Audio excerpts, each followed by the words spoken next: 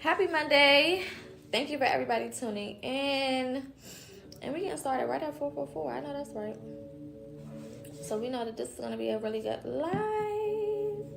We have a good topic today. This is a topic that I've been telling y'all I was going to do for a while. And y'all know me. I don't do anything that I don't feel led to do at the time. But it feels like the right time right now. And I know it's a topic that's been coming up a lot, especially in some of the readings that we've been doing over here. And I know a lot of people are going through this right now, you know, where you have a specific type of relationship with your parents, mother or father or both for some people, strained relationships or no relationship at all, okay? And there's not a lot of guidance on how to navigate those type of situations. There's not a lot of information out there on how to find resolution when you're dealing with that type of thing, especially coming from spiritualists. A lot of spiritualists or quote-unquote spiritualists talk more about love and relationship and stuff like that, and not a lot of people touch on healing from toxic relationships. Okay, so today we are going to be going a little bit deeper into toxic situations and relationships and upbringings with parents, and hopefully by the end of the video, you know, you guys will have some of the answers that you need. Feel free to ask questions in the comments. I will get to as many questions as I possibly can, and I will get to them in order.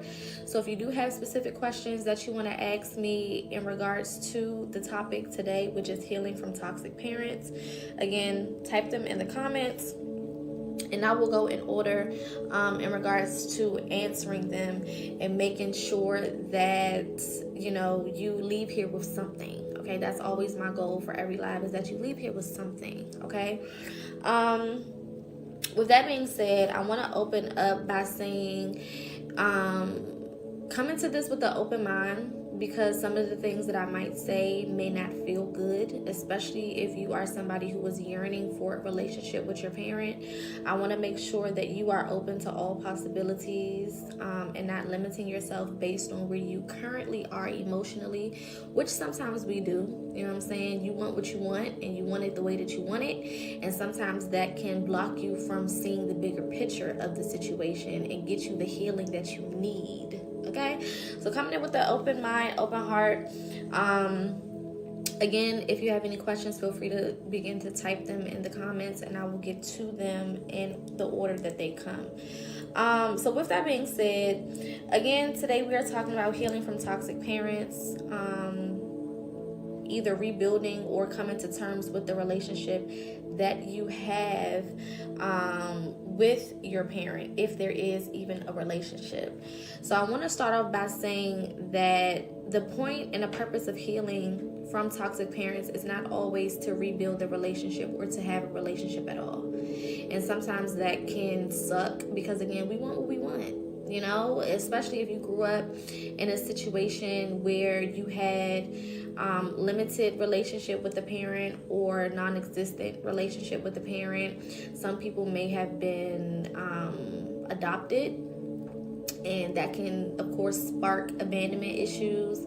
Some people was in the home with their parents and still didn't have that connection. So a lot of the times when you envision what you would like the relationship to look like, reality does not always mesh with what you kind of have in your head. All right, and it's important to know that that doesn't make you a bad person, and sometimes it doesn't make the parent a bad person. It just means that all relationships aren't meant to flourish in the way that we want them to, and that sucks. Okay, it sucks.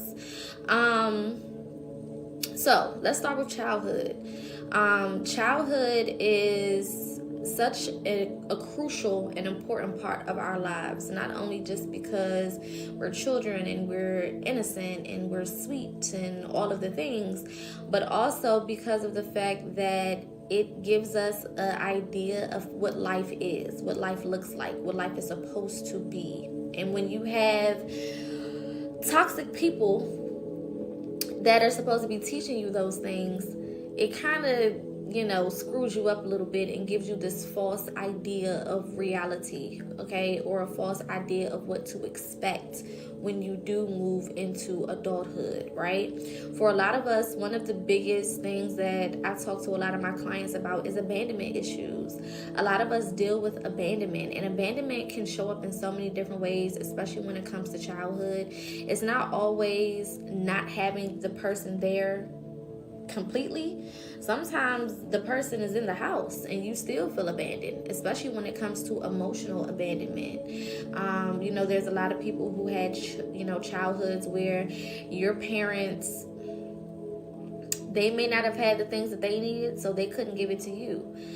When it comes to being there for you emotionally, some of y'all never got hugs, never got kisses, never heard I love you. Some of your parents may have even felt a type of way about who they created you with, and therefore kind of made it your fault, right? Because they ain't like your daddy, or they ain't like your mama, or they were at odds, and here you are in the middle, an innocent child just needing love, just needing support, and you weren't able to get that because of what was going on with adult people, right? Abandonment can also look like, kind of like how, they say, you know how like some of the older people say, let that baby cry. Let that baby cry. They need to learn. They need to learn to self-soothe, right? I don't believe in that. I don't believe in that. I don't think you should let the baby cry. I think you should pick up that baby and get that baby some love. And a lot of you guys weren't coddled, you weren't held, you weren't taken care of emotionally. Your parents let you cry. They let you deal with whatever you had to deal with. I can remember personally growing up, and my mama would tell me, you don't have enough life, or you haven't gone through enough life to be stressed or to be depressed or to feel this way or to feel that way. You're not paying no bills, you're not dealing with this, you're not dealing with that. There's no possible way that you feel this way, there's no possible way you feel that way. And it completely diminishes the way that you actually feel. And you have a lot of us who grew up depressed. You have a lot of us who grew up super anxious. You have a lot of us who grew up feeling unloved and uncared for because people told us that we wasn't going through enough life, and we wasn't paying bills, and we wasn't going to work, so that means that we didn't have feelings. There was a lot of detachment sometimes in certain households where your parents just didn't have a connection with you, and maybe you just didn't have a connection with them. And then we can move into jealousy. Jealousy is a big thing as well, and a lot of parents don't tell the truth about being jealous of their child. And you may feel like, what the fuck do I have for you to be jealous of? You know what I'm saying? You a grown ass adult. You done been here way longer than me. You know what I'm saying? You can go and do as you please. What could you possibly, be jealous of me for? But parents get jealous for whatever their reasons are. And this is why I believe that children should always be made out of love. Is that the reality? No. Shit happens. You know what I'm saying? Things happen. You lay down and you do what you do, and sometimes you're left with the consequences of that, which could be having a child. But there's a lot of people who did not purposely want children. They didn't go into the things that they did wanting children, and because of that, the children suffer, right? And then we have trauma. Parents going through trauma. Some of us may be the product of grape or SA, right? And that comes with a whole different set of issues and problems that you didn't ask for, because number one, it wasn't on the parent that you're here, especially if they were taken advantage of by force.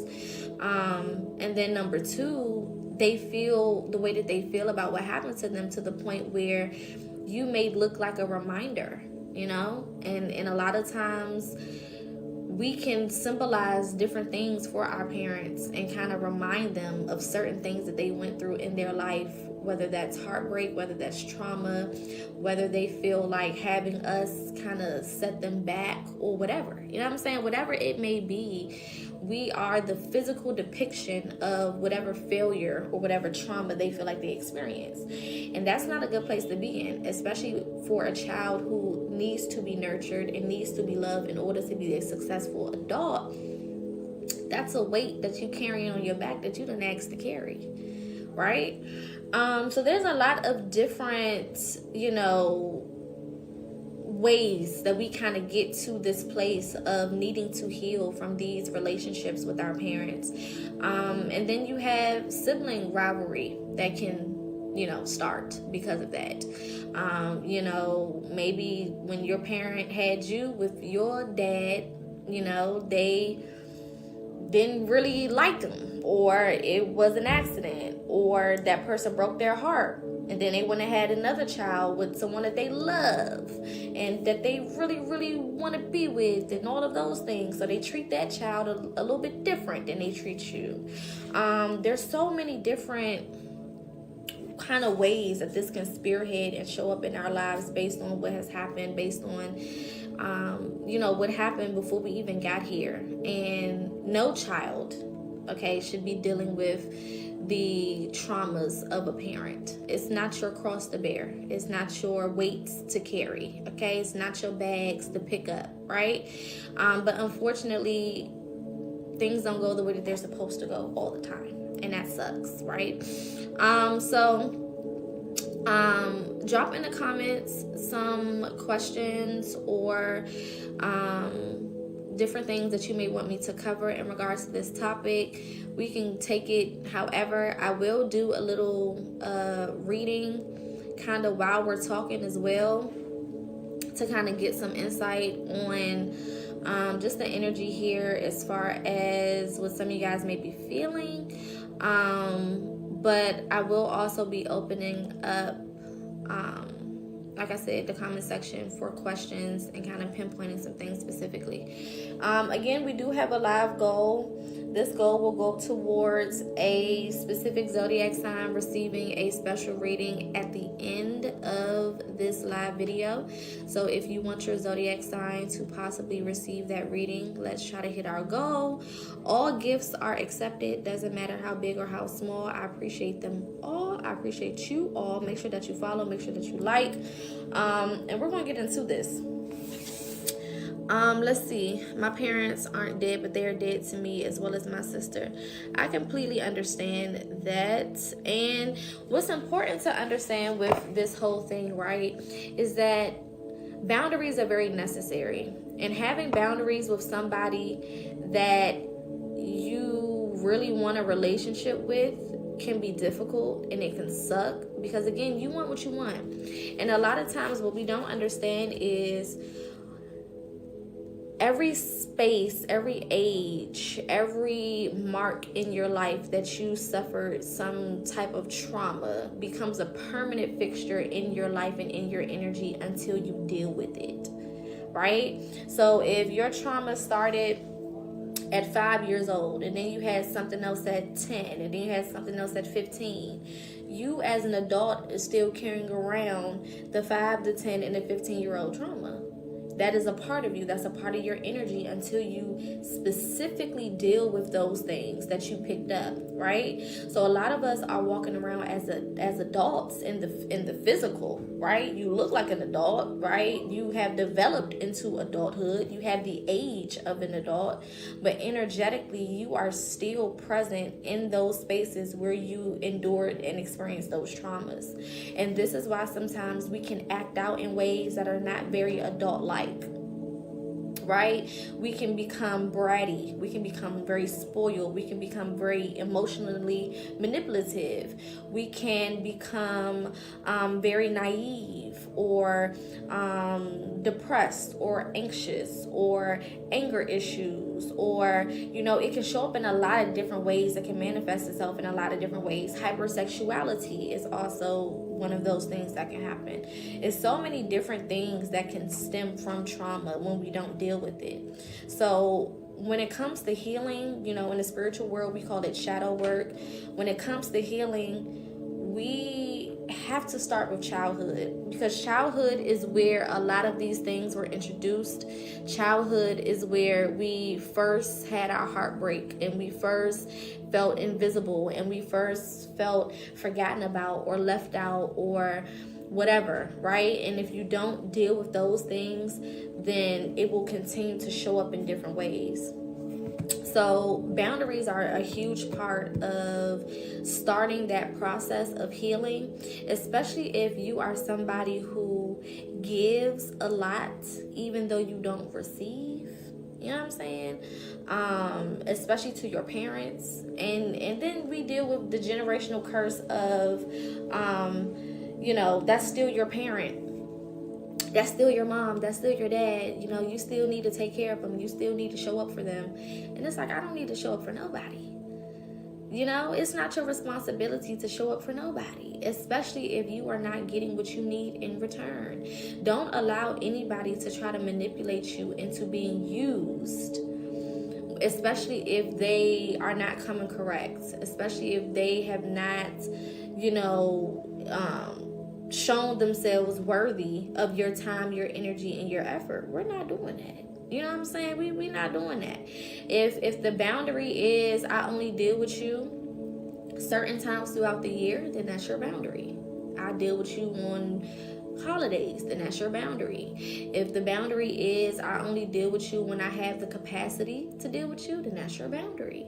If the boundary is I don't deal with you at all, that's my boundary, right? And boundaries are very important. Not only do we have boundaries, but we also have something called non-negotiables, right? Boundary means this is a line in the sand. It's like a gate, right? A boundary is a gate, and I'm putting this gate up between me and you, right? And there are certain things that you could do that will deny you access to me, right? Whether that be temporarily until you get yourself together, whether this is a boundary that's always going to be there, whatever, right?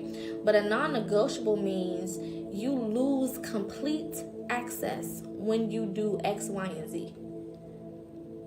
There's no coming back from a non-negotiable, right? It's a one and done type of thing. Once you do this, that's it. So you have to get familiar with what that looks like for you. What is my boundaries? Okay, what are the things that are presented a certain type of way? Maybe if we're having a conversation, don't cuss at me. That's a boundary, right? That means I'll still interact with you, but it's on my terms. It's in a way that respects me and respects you as well. This is my boundary, right? But if you put your hands on me, that's a non-negotiable. And some of the relationships that some of you guys have with your parents are physical. There are some people that have physical relationships with their parents where they put their hands on you, or you've gotten into situations where y'all put your hands on each other. And that's not healthy. That's a non-negotiable. We don't touch each other. Ain't no touchy. If you put your hands on me, that's it. There's no coming back from that, right? You have to have those things set up in your life so you know your worth and you understand how to properly protect yourself. Okay? What about parents who say they're there for you, but they only assume the worst of you? So another thing that's very important is communication. And communication is one of those things that if you're not taught how to do it, you have to kind of go through trial and error when it comes to learning to communicate, right? Because it can be difficult having certain conversations. It can be difficult letting people know certain things, because if I say I don't like this and I don't like that, I run the risk of not having you around at all, right? Or I run the risk of it upsetting you and it turning into something else. So sometimes communication is scary because you don't know how it's going to go. You don't know what the end result may be when you get into that space and try to let people know how you feel.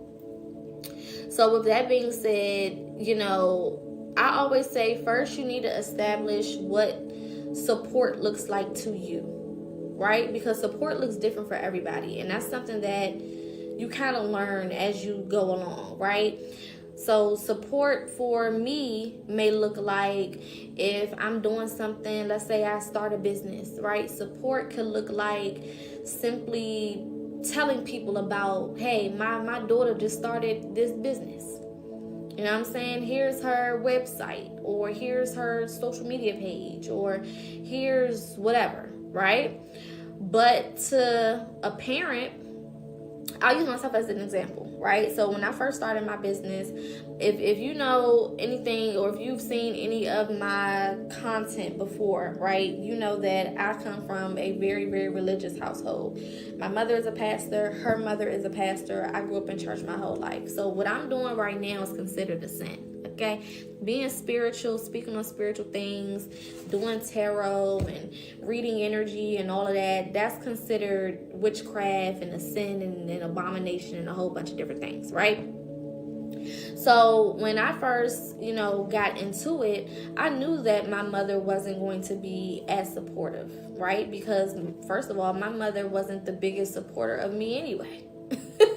Like, regardless of what was going on, she wasn't the biggest supporter. My mother was the type that supported me once she seen something take off, right? So when she seen that it works and that I'm getting some type of credit or accolade for it outside of her, then she would come in and want to talk about it or want to tell people, oh, my daughter does blah, blah, blah, blah, blah, blah, blah. But in the beginning stages, there wasn't a lot of support, right? There wasn't a lot of like, let me push her, let me do this, let me do that, right? However, I have 2 younger brothers on my mom's side, and they didn't have to do much to get support. It was immediately, hey, I'm supporting this, I'm supporting that, I'll post this, I'll post that. There wasn't no show and prove with my brothers, but for me, it's always been show and prove, right? So I kind of went into it knowing that not only am I doing something that she doesn't support religiously, but I'm also just doing something, period. And I know how my mom is. She has to see it work when it comes to me before she steps in and she supports it, right? So when I started my business, I already knew that she wasn't going to be as supportive as I wanted her to be religiously because of her religion, right? But I'm like, okay, maybe we can find a compromise. So when I wrote my first book was on healing. Right? My first book didn't have anything to do necessarily. I mean, it was spiritually based, but it wasn't, like telling you to go do a spell and blah, blah, blah, blah, blah. It was more focused on healing from traumas, gaining clarity, how to do shadow work, how to start the process to heal from your childhood, things of that nature. So I'm thinking, oh, this isn't that bad. She could go ahead and make a post or support this or support that. Did she do that? No. Right? And she told me blatantly, like, I can't, I'm not going to post that. Like, I'm not going to share that. That doesn't align with my religion. That doesn't align with this and that. And I was so confused because I'm like, healing doesn't align with your religion? You know what I'm saying? Getting people help and, allowing them to heal from a childhood trauma doesn't align with your religion? Like, okay, that doesn't really make sense, but all right, maybe you could support something else. So I would say, well, can you at least share that you're happy that I wrote a book? You don't have to say what the book is about, but can you at least say, hey, my daughter wrote a book and I'm proud of her for writing a book? That doesn't have anything to do with anything outside of me being an author. Can you at least say, hey, I'm proud of my daughter being an author? And it was like pulling teeth. And one thing about me, I don't like to push nobody to do something that they don't want to do, because then I feel like you're just doing it because I said something about it, not because you genuinely want to say something. You genuinely want to post. You genuinely want to show your support, right? So it hurt. And by that time, I had been on my journey for a while. I had done a lot of, childhood trauma healing, especially in regards to my mom. But it still hurt, to see her be so standoffish and no, I'm not going to do that. No, I'm not going to do that. A couple months later, my middle brother, which is her favorite, because parents try to act like they don't got no favorite, but some parents be having favorites. You know what I'm saying? Her favorite son, right? He, of course, is still in church and, all of those things, so she ain't got no beef with him there. But he went and played for like an R&B group. My brother plays instruments. He plays the drums, he plays the bass, he, you know, produces music. He does all types of things, you know, of that nature, right? And he went and played for an R&B group. So in my head, I'm like, well, if this is supposed to be about church and religion, how you want to support him playing for an R&B group? That don't got nothing to do with Jesus or God or none of them people. Like, I mean, a whole post. I'm so proud of my son. And I sat back and said, well, damn. It can't be about religion. If she can make, you know, a pass and give a pass for that, it can't possibly be about religion at this point. Ain't no fucking way. It's a me thing. It's a me thing. And that sometimes is a hard pill to swallow because, you know, you want the support from your parent. You want your parent to say, you know, I'm proud of you. You know, whether I agree with what you're doing or not, whether it's something I would do myself or not, I'm proud of the fact that you accomplished something. You know, at the very minimum, I'm just proud that you accomplished something that may have been difficult, right? Because writing a book is not easy. If anybody has written a book, that shit is not easy. It's a headache, right?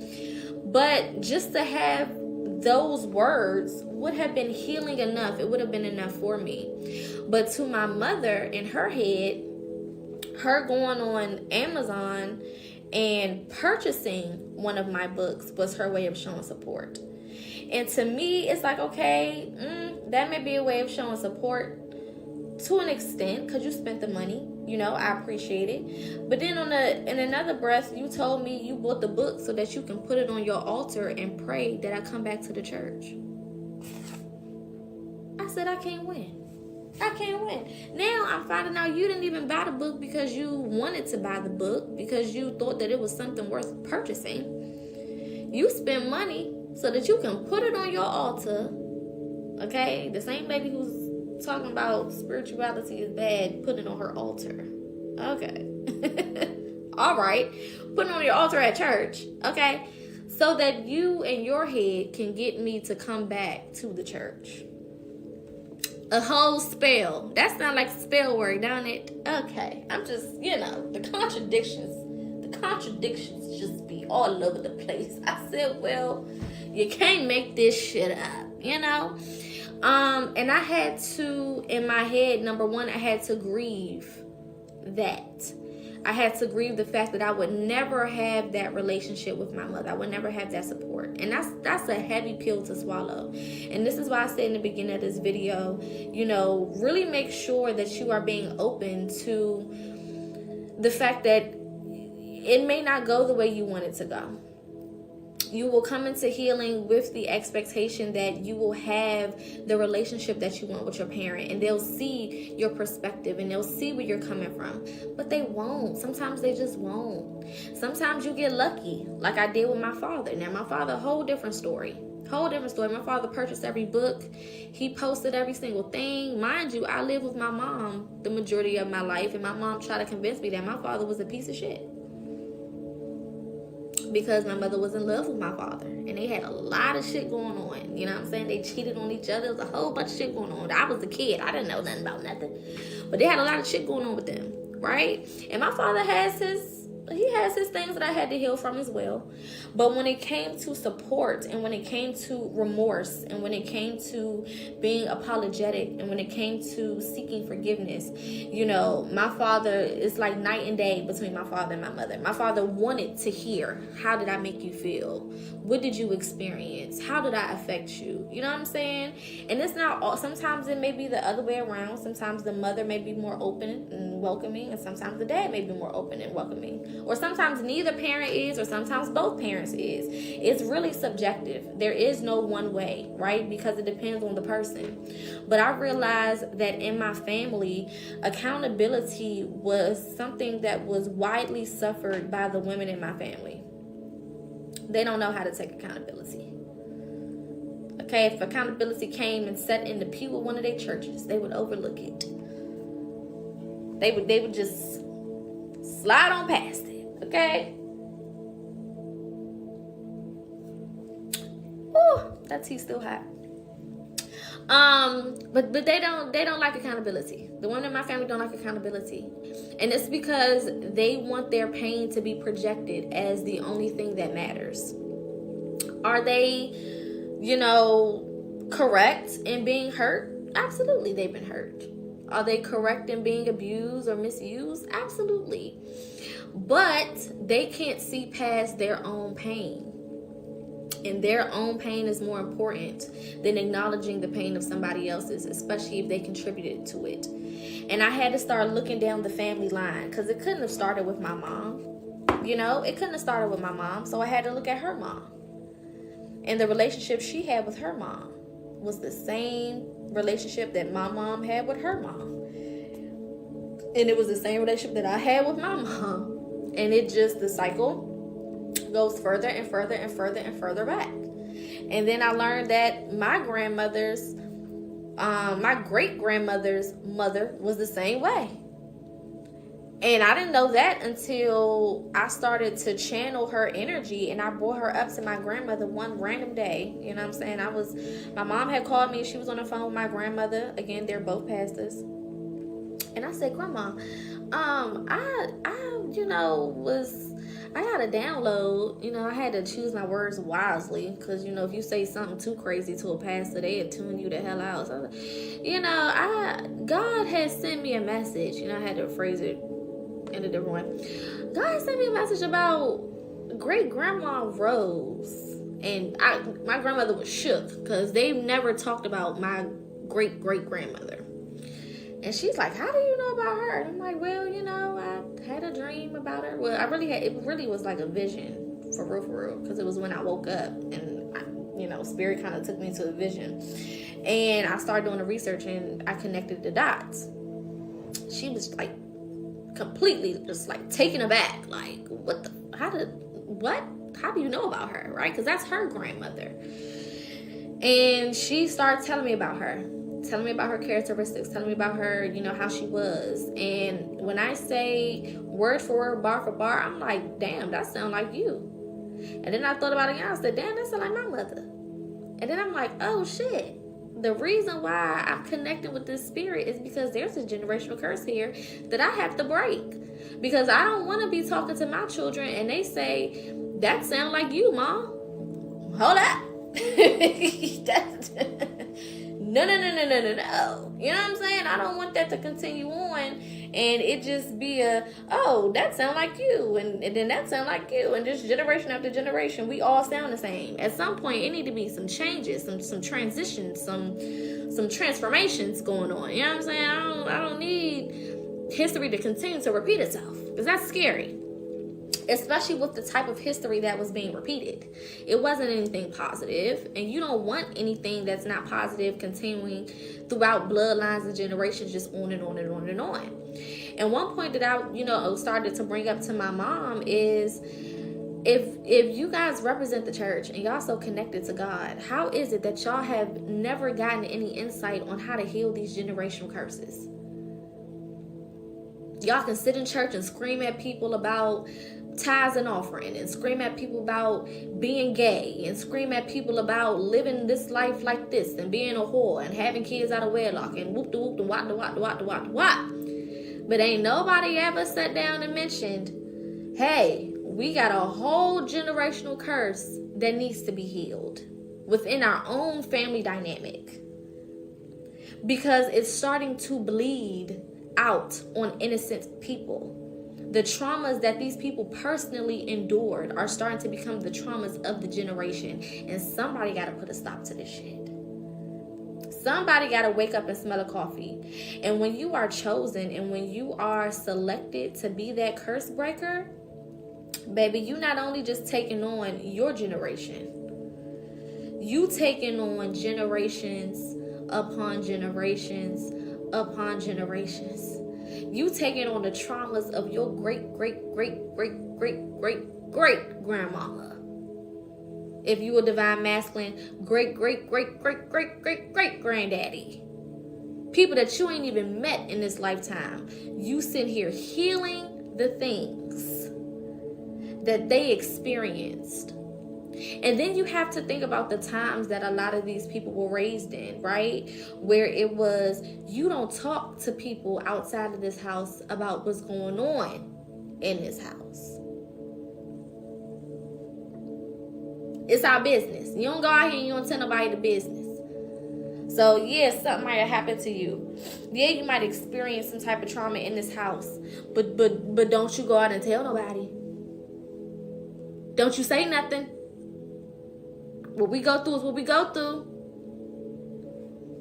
Yeah, the uncles may have did something to the nieces or the grandkids. Yeah, some people may have got touched. Space invaded, physical space invaded, emotional space invaded. But you better not say shit. You better be quiet.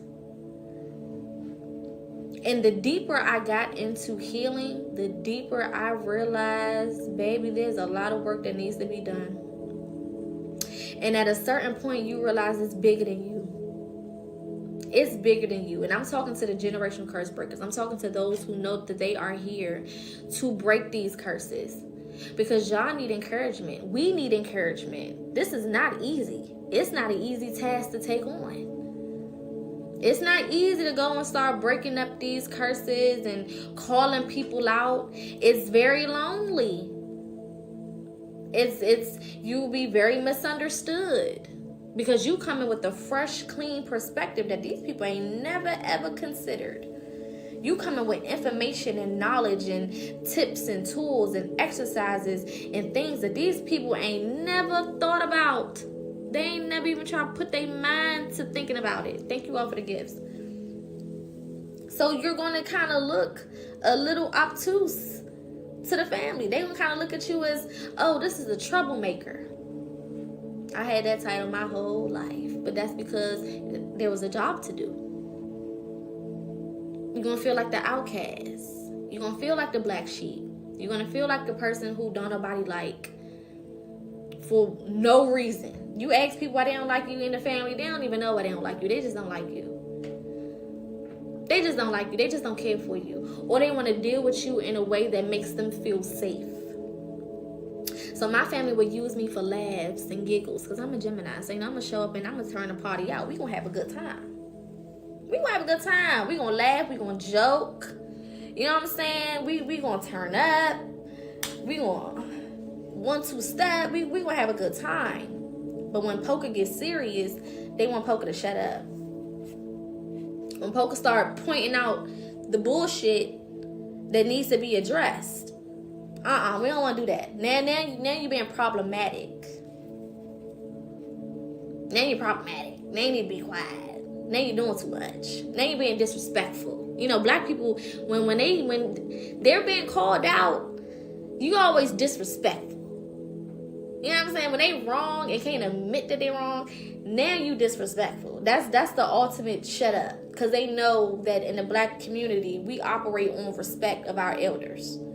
That's one thing that we all have learned. Whether you in church, out of church, it don't matter. You learn to respect your elders. You learn to respect the people who came before you. And anytime they want to pull that Uno reverse card out, it's always disrespect. You being disrespectful. Okay? My mama always say, remember, I'm your mama. Yes, you are. And you are also my bully. Yes, you're my mom. And you also the first to make me feel like this big. Can't have it both ways, Bookie Butt. You can't have the respect that you want and treat me the way that you do. You gotta pick a struggle. You gotta pick one. You can't have both. Yes, stay in a child's place. You know what I'm saying? You're getting too big for your britches. You're smelling yourself. Black people got a term for everything. You're smelling yourself. You must got a little hair on your private parts. You're talking to me crazy. You know what I'm saying? They try to put you back in your place. And it's like, you get to a certain point, you're like, no, if it's disrespectful, then baby, I'm just going to be disrespectful. If me holding you accountable for your shit is me being disrespectful, then call me Miss Disrespectful. Because you're going to get this accountability, whether you like it or not. I'm going to put it right on your plate. And you can push them peas to the side if you want to. But you're going to get this accountability. You're going to get what you need. And I have always been my mama's thorn in her side. Okay? Because I'm going to hold you accountable. I'm going to make sure you know. And then through me holding you accountable, I'm going to hold myself accountable. That's the beauty of going through this healing process, is not only am I expecting for you to, show up in a way that is healthy, right? Not only am I expecting for you to take accountability, I'm also holding myself to the same standards, because I don't want to become you. I don't want to wake up one day and look in the mirror and see you. I don't want to do that. The day that I do that, the day I know I've lost it all. And accountability is not easy. It's not easy to look yourself in the face and be like, you know you're wrong. Thank y'all for the gifts. It's not easy to say, you fucked up. You shouldn't have did that. You shouldn't have said that. But the beautiful part about it is you do it. You know what I'm saying? You do it. It sucks. And, pointing out your own flaws sucks. But you do it. And one thing about the generational curse breakers, and the people that I'm talking to right now, all of you guys under the sound of my voice, one thing about us, right? We got to give ourselves more credit, more compassion, and more love. We have to. Because the people that we have been searching for those things to come from, the people that we've been wanting those things to come from, we may never get it. Hard pill to swallow. One of the hardest pills to swallow is that the mother you want, you may never have.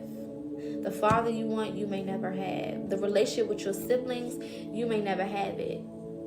I can remember even, and I'll always use myself as an example, because I'm an open book when it comes to this healing shit. Y'all know this is what I do, so I don't mind telling my own story, and I don't care about who hear it. I know because my mother was more favored my brothers more. When, I would do certain things, my mom would kind of ostracize me by telling my brother certain stuff and kind of getting them on her side. And I can remember being in the same household and knowing that I'm right, or knowing that I've been done wrong, or knowing that my mother has treated me a certain type of way and made me feel a certain type of way. And I couldn't even go to my siblings and talk about it, because she had already gotten their head. Told them, oh, your sister is this, and your sister is that, and your sister is this, and your sister is that. And because we were, the first family of the church, this is before my mother became a pastor herself, we were still going to my grandmother's church, her mother's church. She'll call my grandmother and tell her. She'll call, other people that she was cool with in the church. And, I had to say blah, blah, blah, blah, blah to my daughter, and I had to get her together, and whoop, whoop, whoop, blah, blah, blah, blah, blah. So now I'm coming to church and people looking at me crazy. People have these ideas of me because of the things that my mother has said. People think that I'm just this incompetent, horrible child who has done this to my mom and done that to my mom, and I'm disrespectful and I'm this and I'm that. Well, my side of the story never being heard. Nobody coming and asking me, well, how do you feel about it? What happened? You know what I'm saying? None of that. So now you're ostracized from other people, making you feel more alone and more alone and more alone and more segregated and more alone and more segregated. And it wasn't until my brothers got older that they started to see my mother for who she is. When she started to do some of the same manipulative things to them, or try to be controlling to them, then they would come to me and be like, damn, you was right about mom. And I sit back and be like, usually the old me would have been like, I tried to tell y'all. I just sit back and be like, what happened? Because I'm going to be what I didn't have to my brothers. I'm going to show up. I'm going to hear you out. I'm going to hear your side of the story. I'm going to allow you to be seen and allow your pain to be heard. You know what I'm saying? I'm not going to ostracize you. I'm not going to, I told you so, and put my finger all in your face. No, what happened? What'd she do? That's fucked up, man. Damn, she did that. Damn, that's messed up. I'm gonna support you. And that's the beauty of healing. You learn to do it differently. You learn to heal and let go of what has happened to you. And the purpose is, number one, there's steps to it. You gotta grieve it first. The same way it feels when someone passes away and you love them, and you have to grieve that pain, you have to grieve that loss. You gotta grieve it with your parents too. You gotta cry, you gotta scream, you gotta yell. You know what I'm saying? You gotta call it what it is. I feel abandoned. I feel unloved. I feel unsupported. Because sometimes, and you know, one thing that I used to do, the older I got, the more I try to diminish what I was feeling and act like I didn't care. I became very, quote unquote, nonchalant. And I truly believe there's no such thing as a nonchalant person. That person is just hurt and their pain has become numb. It's not that they don't really care. It's not that they don't have feelings. It's not like they don't feel anything. But they become numb. If I keep trying to tell somebody it hurts, and that person don't listen, eventually I'm just going to ignore the pain. I'm just going to move on, or that pain is going to turn into anger. So there's no such thing as a nonchalant person, especially when it comes to trauma. You're not nonchalant, baby. You're numb. You've been feeling this for so motherfucking long, to the point where the best thing for you to do to save yourself is to tune that shit out as much as you can, to find a distraction. And I had a lot of distractions. I used men as distractions. I used relationships as distractions. I used my businesses as distractions. One thing about me, I done worked 50,000 million gazillion jobs. Maybe it's a Gemini thing. I don't know. But baby, I can find me a distraction. I use some things to distract me from things that ultimately I had to feel in order to heal. And you know what's so funny is my grandmother always had the best things to say. And one of my favorite quotes that I actually put in the first book that I wrote is, she says, "You can't heal what you don't reveal." And isn't it ironic that the head of the family, who can't reveal shit about their own pain, has the best quote for healing? It's just like, what, girl? You get up here and you tell these people they can't heal what they don't reveal, but what have you revealed? What have you shown? What have you just put on display? Right? But it's so true.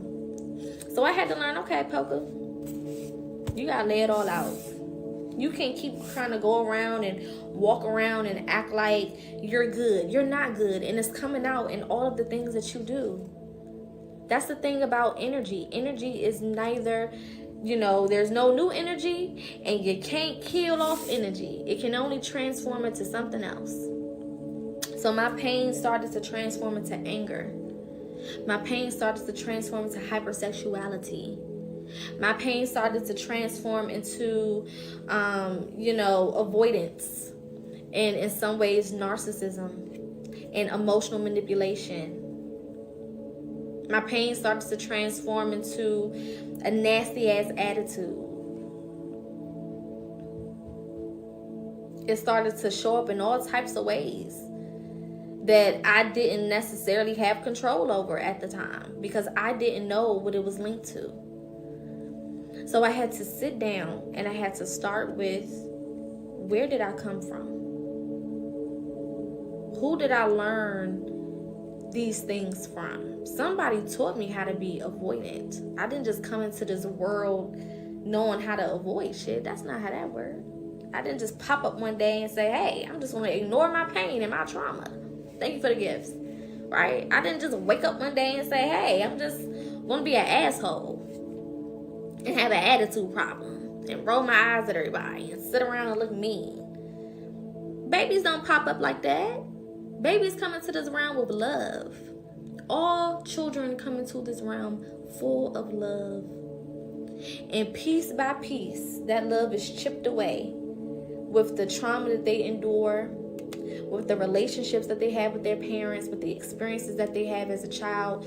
Piece by piece, until you become an adult and you brittle. You have nothing. So yeah, you're going to be cold because you're hurt and you ain't got shit. You know what I'm saying? Yeah, you're going to be, upset and angry. Or you're going to be one of those people who give way too much because you're expecting something in return. Sometimes your pain can turn you into someone who is naive. Someone who makes excuses for the actions of other people. It's not always pain that turns into anger. Sometimes it's pain that turns into being overly nice, overly caring, overly open, giving away all that you have because one day you hope that somebody will do the same for you. So it can happen either way. It's not always just being closed off and negative and angry and upset. Sometimes it's people being way too open, having no boundaries, allowing people to manipulate them and be, take advantage of them and lie to them and play in their face and all types of shit. You know what I'm saying? It's not always on the negative part of the spectrum. Sometimes it's too positive. You know what I'm saying? Like, an extreme is an extreme, no matter if it's good or bad. Sometimes it's extreme. Now you overly giving, you overly sharing, you're taking care of everybody, and you're paying everybody bills, and you're picking up everybody, and you're dropping everybody off, and you're giving everybody a place to stay, and you're buying everybody food and clothes, and giving them water, and nursing them back to health, and you're doing all of these things just with the hope that somebody can see you. Just with the hope that somebody cares. Just with the hope that somebody will ask you, how are you today? That somebody may stop by and give you a little piece of change. That somebody will act like they really care about you. Somebody will support something that you got going on.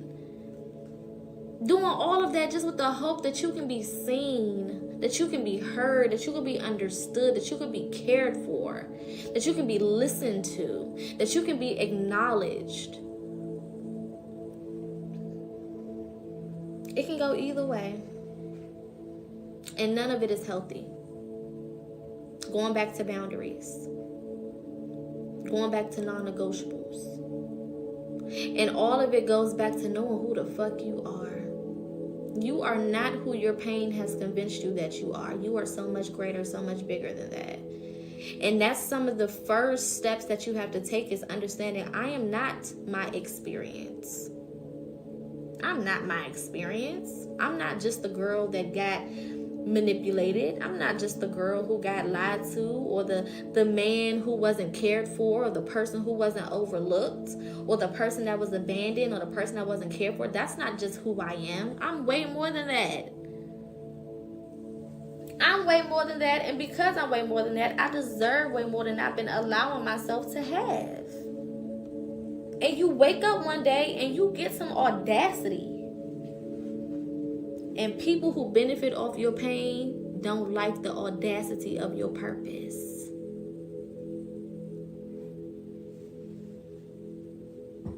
People who eat off of your pain, they don't like the audacity that you get when you know yourself.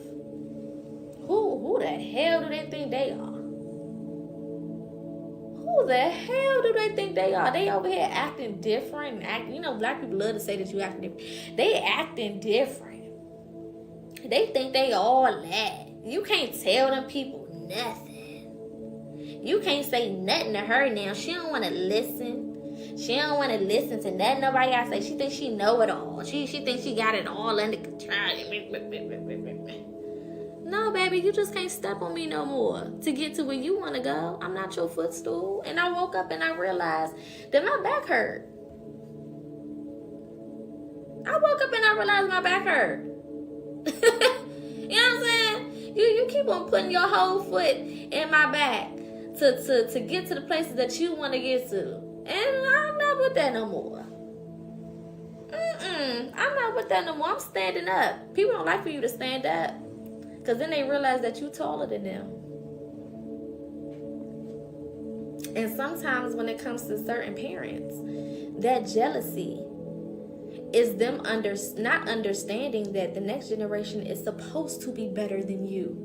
I'm supposed to be better than you. I'm supposed to make it further than you made it. That's how it's supposed to go. Every generation is supposed to get somewhere further than the generations before them. I'm supposed to do better than you. I'm supposed to live a better life. You know what I'm saying? But based on whatever traumas they have not healed yet, they can't see that because all they can see is competition. My mother will always say, you will never be older than me. Well, duh, girl. I don't think I'm trying to be. I will always be your mother. You will never be older than me. Is that your way of saying that I will never be better than you, bigger than you, smarter than you, more established, more equipped? You got to read in between the lines. And I had to start reading between them lines. I'm like, hold up, you saying a lot of this stuff and it's not clicking the way I think you think it should be clicking. It's not hitting the way you... Girl, what? Is you trying to tell me that I need to... Girl, what?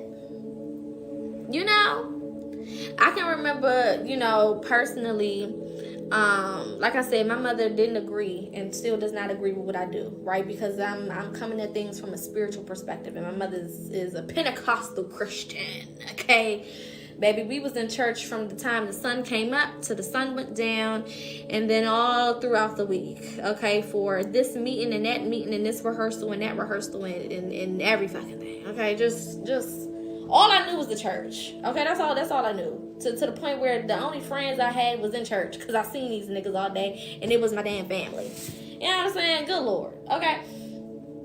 And I remember, doing a live. I had first created my Facebook group on my spiritual group on Facebook, and I had got to like 20K members, right? It was growing, it was booming. This was, during the pandemic, so a lot of people was at home and they were just looking for community. And I've always been big on community because we need support. When you come from a childhood like I came from, you need support, right? So I created this community, and a lot of my followers come from that. And I did a live one day, and I was on live, and I had a lot of people in there, which at that point had became like a normal thing because there was so many people in the group.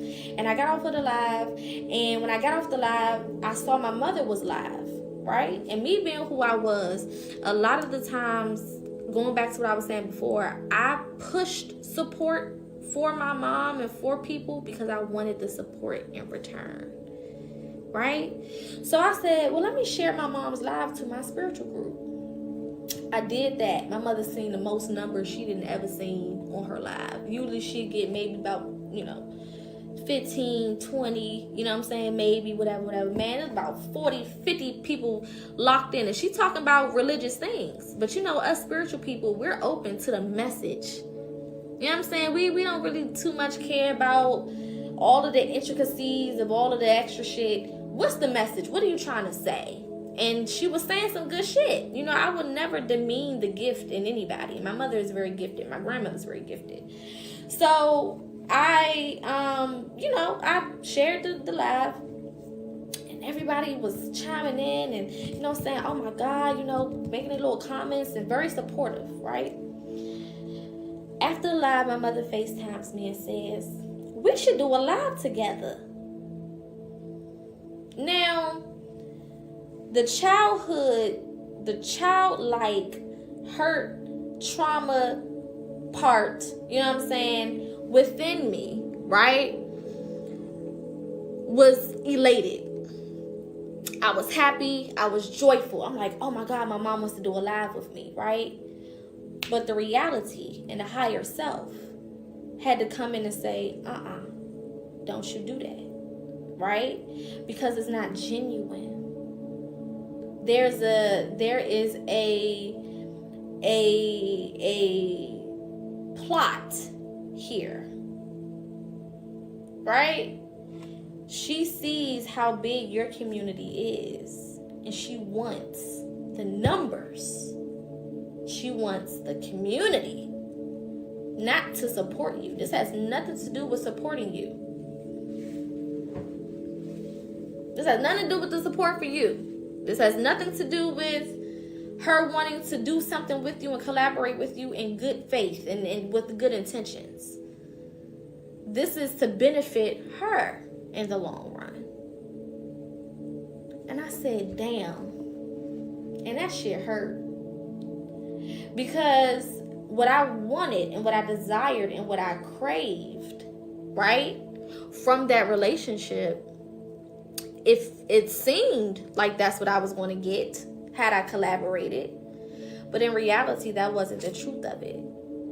And reality had to set in, and I had to put my big girl pants on and make a decision to say, no, can't do that. Can't do that. And that was hard because I want to support this whole time. That would have been a dream for me had I've still been in a certain mentality. But because I started doing my work, and once you start doing that work, baby, your eyes start opening in ways that you can no longer control. You start seeing shit that you like, I didn't even ask to see this. Sometimes you want to go back to being delusional. Healing will make you want to go back to being delusional. Like, I wish I could just erase everything that I learned. I wish that I could just go back in time and just roll around in my trauma with a happy face on and just thug it out.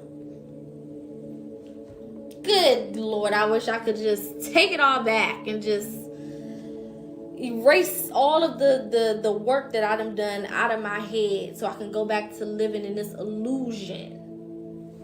You know what I'm saying? Like, oh my God. Because you start seeing things, and those things start making you, it's like, I heard this example, it's like a rubber band, right? When you stretch a rubber band to its capacity, it will never go back to being the same way it was. When you stretch it and you manipulate it and you do whatever you do, it's never going to go back to just being what it is anymore. It's forever changed. And that's what healing looks like. Once you start that process of healing, you can never go back to seeing things the way you once did. And sometimes we find comfort in not knowing.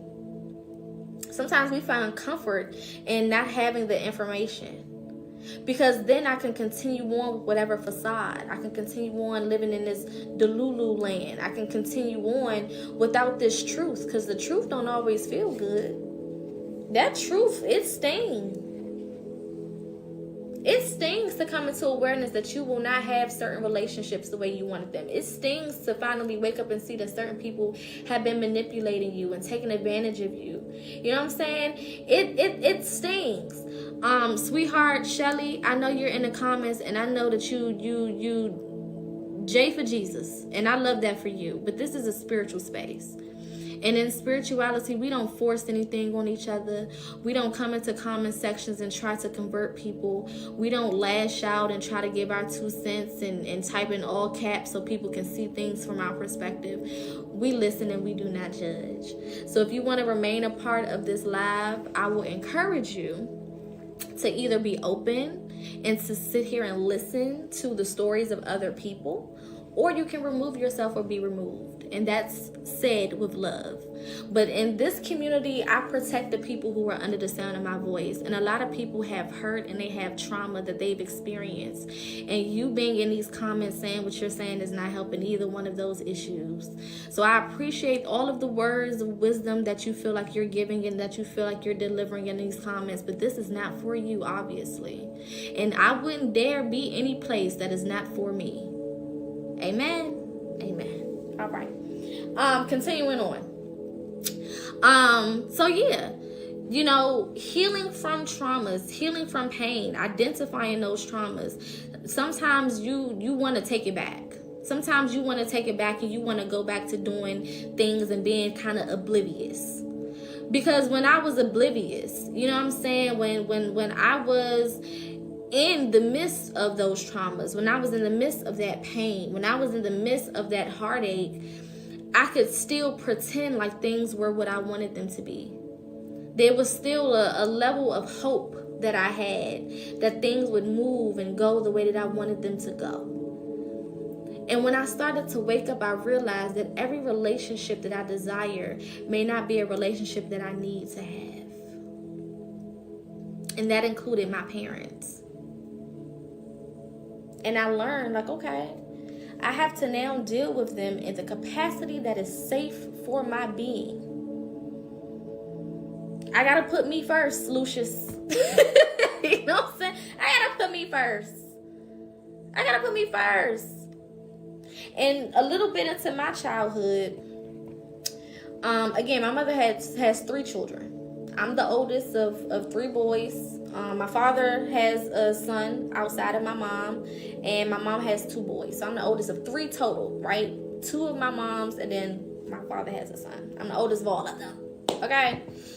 And as a child, you know, when I was 4 years old, starting elementary school, my mother sent me to live with my father's mom and her sister, my great aunt. And at the time, my middle brother, who was a year younger than me, he stayed with my mom. And a 4-year-old little girl needs her mom. You know what I'm saying? And that's not to say that I wasn't raised in a loving household, because I was the first grandchild and the first granddaughter. You talking about spoiled. Spoiled. That lady spoiled me so good. My Christmases were amazing. Birthdays were amazing. I had what I wanted. I was the little bougie kid going to school with Starbucks and croissants. Okay, my great aunt would make me a ham and Swiss cheese sandwich on a croissant. Okay, very much so bougie. Okay, bougetto is who I am. Okay, very balanced. Okay, I like nice things, but I will get wicked. You know what I'm saying? You gotta have a little balance. But I was very spoiled, right? But it goes to show that children don't need material things. I needed the love of my mom. And I was over here with my dad and grandma watching Wheel of Fortune and Oprah and Dr. Phil and Days of Our Lives and all of the other shit, okay? And all I wanted was my mama. That's all I wanted. I had the toys and the easy bake oven and the kitchen and the big wheels and the you know, the little cars that kids can sit in and drive. I had it all. You know, yes, Young and the Restless, baby, all of it. You know what I'm saying? I had it all. But I wanted my mom. And on the weekends, I would either go to my mother's house or I would go to my dad's house. And when I would go over there, people didn't know me. And because, you know, they were church people, you know, they would be at church all during the week, and I would only be there some Sundays, every other Sunday, and people didn't know me. And it would hurt my feelings when people would come up to my mom and be like, "Oh, that's your daughter?" And I'm like, damn, I'm her first child. How the fuck y'all don't know me, but y'all know my brother? You know what I'm saying? "Oh, that's your daughter?" And that would hurt. As a kid, that would hurt. But as a kid, I didn't know why it hurt. And that's how children are. We feel what we feel because children are very, very in tune, energetic beings. Very in tune. A lot of parents think that just because you're a kid that you don't feel and you don't get it and you can't pick up on what's going on. Children pick up on everything. They may not be able to articulate it. They may not be able to make sense of it, but you best believe they're picking up on it. You know what I'm saying? You best believe that they are feeling whatever they feel. And that would hurt me so bad. And then I would have to leave on Sundays. And every Sunday that my mom would go and drop me off, I would cry. On the way to my grandmama's house, and I started to pay attention to where we was. So when she get to turning off a certain exit, I'm like, damn, I'm going home. My mom about to drop me off back to my grandma's house, and she gonna go with my brother and go with, my cousins is over there and all these people, and they gonna be over there, and I'm gonna be over here with my at my grandma's house by myself. So I wasn't the only child, but I lived like an only child. And that shit, you talking about abandonment 3.0? You talking about abandonment, honey? You talking about pain? You talking about misunderstood? You talking about feeling ostracized and feeling like a black sheep? And then I had to go to school on Monday with that pain. And my parents would wonder why I'm getting in trouble at school for talking too much, or I'm getting in trouble at school for wanting to get up and walk around the hallways, or I'm getting in trouble for whatever. Children act out because they don't know what to do with their feelings. And like we talked about before, when you don't deal with it directly, it takes form into other things.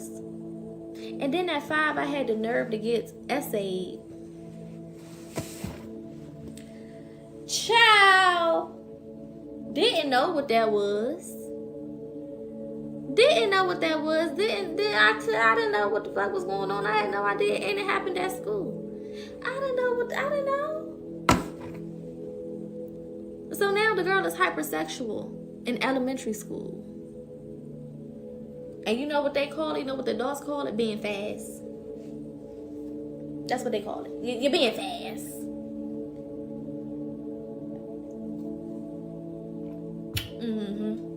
Little fast ass. Because I'm worried about the boys. I was worried about the boys. At a very, very early age. Worry about the boys. So now I'm fast. I'm being grown. I'm writing little notes, little sexual notes to the little boys in class. Because a part of me has now been tainted. My innocence has now been stripped away from me. And because my mama wasn't in the house, because my daddy wasn't in the house, because my grandmother was showering me with gifts, nobody could see. Nobody was paying attention. All they could see is what was allowed, and that was the actions or the reaction of the pain. So me getting in trouble. They could see me getting in trouble. They can see me talking too much in school. They can see the teachers calling the home and saying, your daughter is smart and she do all her work and her grades are good, but she talked too much and she talked back and she got an attitude problem and she doing over this, she doing all of this and she doing all of that and she over here in this person's face and she not letting the other kids get their work done and she's sending sexual notes. And you know what my dad would do? He would show up and discipline me, and then he would leave and go back to work. Then he'll leave and go back to whatever woman's house he was dealing with at the time. You know what my mama would do? She would call the house and cuss me out and tell me when she see me, she was going to spank me. Now, my dad tried. He tried to put me in a big brother, big sister program. And I didn't like that because I was very, reserved. I was a reserved child. I was the life of the party, but I was reserved. When it came to my feelings and my emotions and my personal shit, I don't know you, lady. I don't want to talk to you about what I got going on. I don't want to talk to you about my feelings. I don't know you. You know what I'm saying? My father wanted to put me in therapy. And guess who talked him out of that? My mom. She don't need therapy. Why are you trying to... Ain't nothing wrong with my daughter. And because I wanted my mom's approval, I would agree with her. Daddy, mom said, I don't need therapy. So my dad tried. I got to give him credit for that. And these are things that I didn't learn until I was in my 20s, my early 20s, having conversations with my dad. And he told me like, baby, I tried to do something about it. You know what I'm saying? Maybe I wasn't there physically, which is what I actually needed. I needed my daddy. I needed my mama. I needed them to be there for real. I don't want you to throw me on some big sister, throw me in some therapy. Maybe it could have helped me with expressing my emotions, sure. But it wouldn't have cured the problem because you still wasn't there. So not only did I deal with hypersexuality, I started to realize that so did my parents at a very early age. Not only was I sexually assaulted, but I learned that it happened to one of my parents as well. I'm not going to say which one because that's their business. But it happened to one of my parents as well. And the generational curses just keep going and keep going and keep going and keep going. And it wasn't until I looked up one day and I said, I'm the problem. because it seems like everything that I touch, something goes wrong. All of these people, I'm the common denominator. I'm the bridge linking all of these different things. And that was a horrible feeling, because I was so used to being victimized that even when I became the villain, I still made myself the victim. Was I a victim when it came to the things that I experienced in my childhood? Absolutely. But did that give me permission to go out here and then victimize other people? Not at all. And I had to take that on the chin. All the people that I hurt because of my hurt, I had to take that on the chin. All the people that I manipulated because I was manipulated, I had to take that on the chin. I had to take that on the chin. All of the men that I used because I wanted men to hurt because my father hurt me, I had to take that on the chin. And when I learned about SEX, I found power. I found a power that was, whoo. When I learned that I can control people with a little piece of me,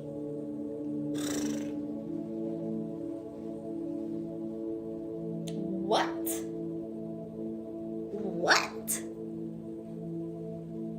When I learned I can get a little bit of attention,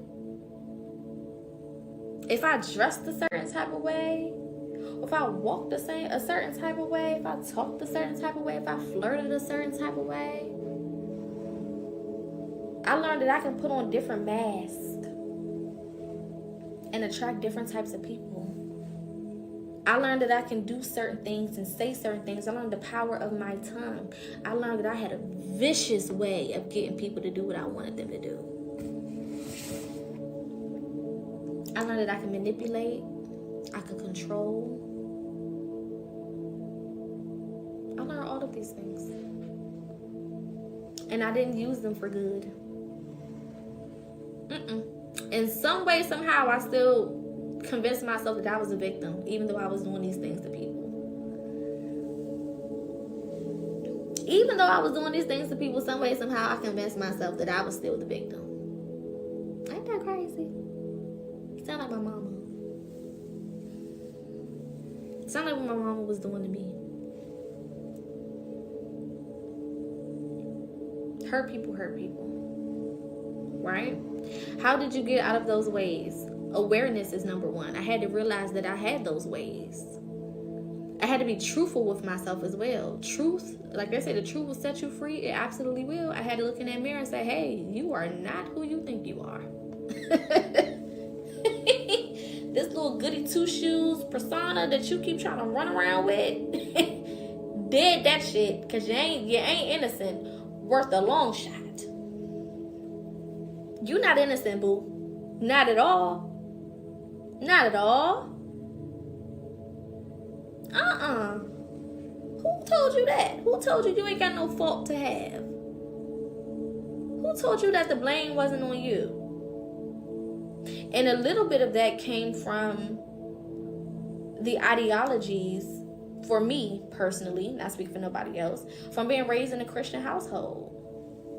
Everything that I learned was negative, was bad, was the devil's fault. And that taught me that I didn't have to take responsibility. It's the devil's fault. The devil made me do it. It's the spirit on me. Yeah. It's the spirit of being fast, and the spirit of manipulation, and the sex demon got a hold of me. I didn't have to take no accountability. I could just blame the damn devil, and that was good enough. Why? Because I seen my grandma do it. I seen my mama do it. It's a spirit. Everything's a damn spirit. It's a spirit who did it. No accountability in sight. And then when it came to repairing what was broken, that's on God. God will fix it all. God will fix it all. God's going to heal it all. God's going to reveal it all. God's going to do everything for you. You know what I'm saying? All you got to do is have faith. And then they'll sing a song. Give it to the Lord. He will give it back to you. You know what I'm saying? Or cast your cares on the Lord. And you know, it's just a jingle for every damn thing. And I'm just sitting in church like, okay, cool. You know what I'm saying? God's going to fix it. God's going to heal it. God's going to solve the problem.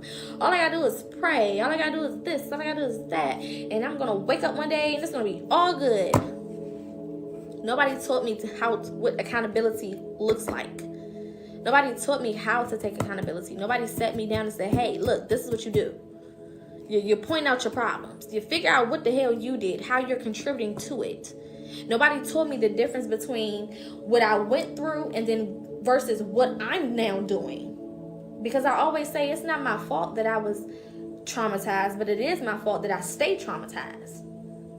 I didn't know that I had the power to fix my situation because nobody ever taught me that I was the power to fix the situation. It was always something outside of myself that would either fix it or fuck it up. I was never taught to look at me. I was never taught to put up that mirror and be like, girl, you the problem. You the issue. You got some shit with you. You got some things, you know what I'm saying, that you need to heal, that you need to deal with. Nobody ever sat down and taught me that. Every time I went to church to look for answers, they always told me, turn it over to the Lord. Cast your cares upon the Lord. He's going to work it out. So I'm like, all right, fuck it. I'm just going to pray. I'm just going to give it to the Lord. But then I would wake up every day and I would feel the same. Months go by, weeks go by, years go by, and I still feel the same. So then I started to feel, I'm like, okay, well, shit, what, am I doing it wrong? You know what I'm saying? What the fuck? Is it just not working for me? Is it a me thing?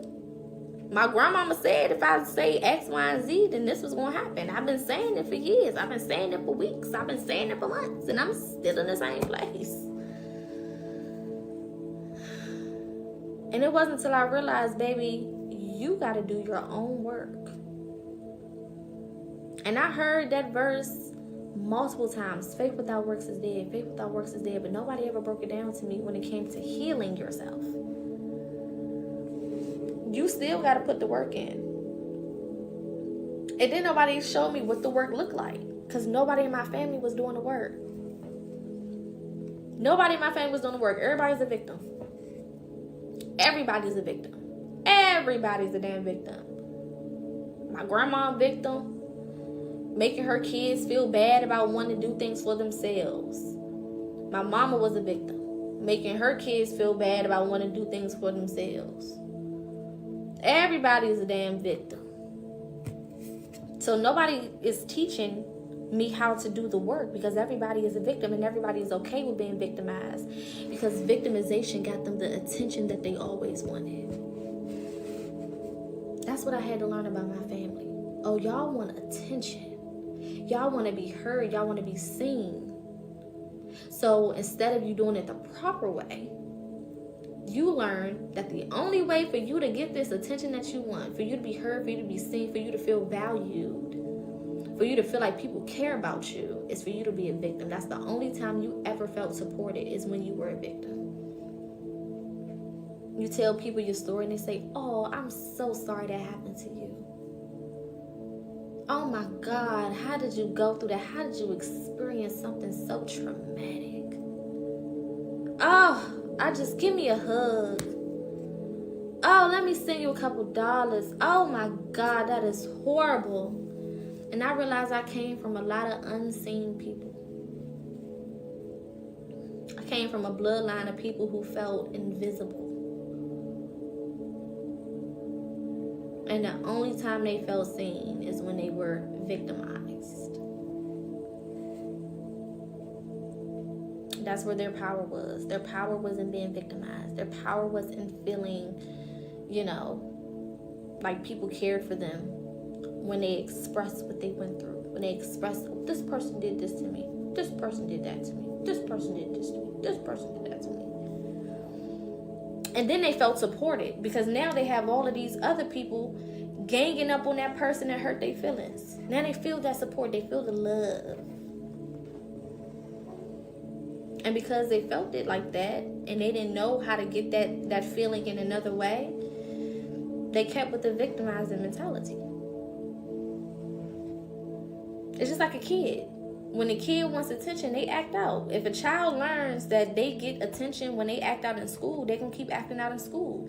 Not because they want to just be badass kids, but because my mama finally talking to me. My mama finally saying something to me. She finally acting like she give a shit. They can't compute that. That's why I showed my ass in school. Because I wanted some attention. When I got in trouble, the whole day became about me. And attention is attention to a person who is seeking it. Don't matter if it's good or bad. Attention is attention. You don't give a shit. You don't care if it's negative. You don't care if it's positive. You don't care. Somebody is talking to you. Somebody is thinking about you. Somebody is investing into you. People got their eyes on you. You don't give a damn. I don't care. So I showed my ass. I got in trouble.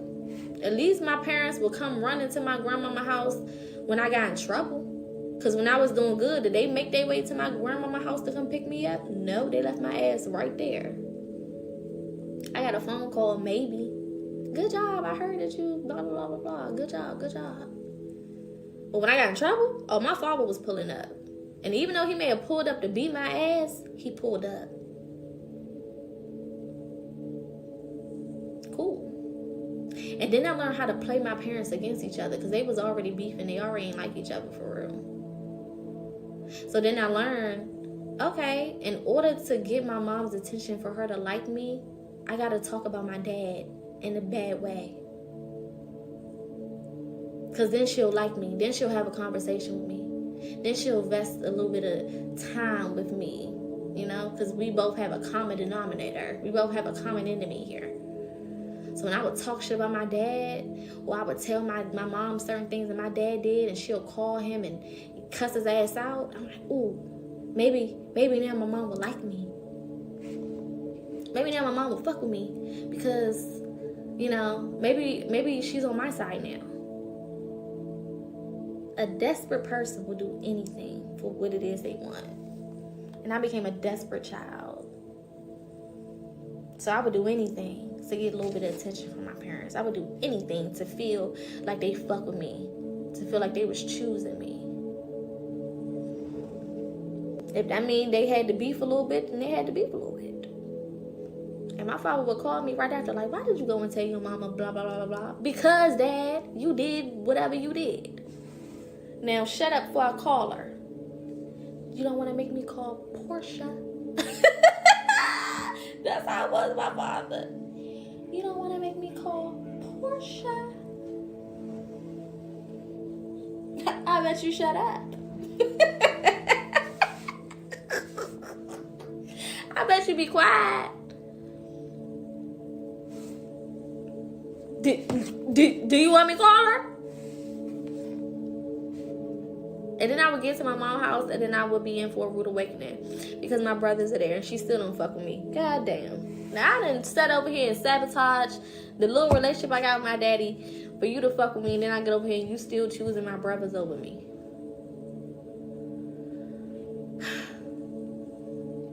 And that reality would hit like a ton of bricks when I got over there. Still feeling out of place, still feeling ostracized. And it would happen over and over and over and over and over and over again until I was like, you know what? Fuck all of y'all. And one day when my mom was out of town, because eventually I moved in with my mother, which I don't know if that was a good decision or not. But I was old enough and she was like, you know, you old enough to make your own decision. If you want to come stay with me, you can stay with me. And I'm like, girl, yeah, I want to stay with you, girl. I've been wanting to stay with you my whole life. And now that I'm finally fucking 13, sure, Mom. You know what I'm saying? All of the very, very important years of my life, I done been over here at grandma's house. But now, nigga, 13, you like, girl, you can make your own decision. I'm like, okay, girl, yeah, let me come over there. Rude awakening. How did you know when you felt out of place? Energy. Energy don't lie. You know what I'm saying? I could feel it. And then my mother, there was never any secretive energy in my mama house. You know, my mother would get on the phone and tell people, I can't stand my daughter. And I'm in earshot distance. I did something simple. You know what I'm saying? I did a simple thing. I didn't wash the dishes when she told me to. Or I talked back, you know, because explaining how you feel to a parent is talking back. I was talking back. I did whatever, you know. She'd pick up the phone, call whoever she called. I can't stand that girl. Damn, I ain't never heard her say that about my brothers. I ain't never heard her say that. What the fuck did I do so bad? Once I turned 18, my mama was out of town. I left, moved in with a nigga. Moved in with a whole nigga. I said, it can't be no worse than what it is right now. And his house is basically a trap.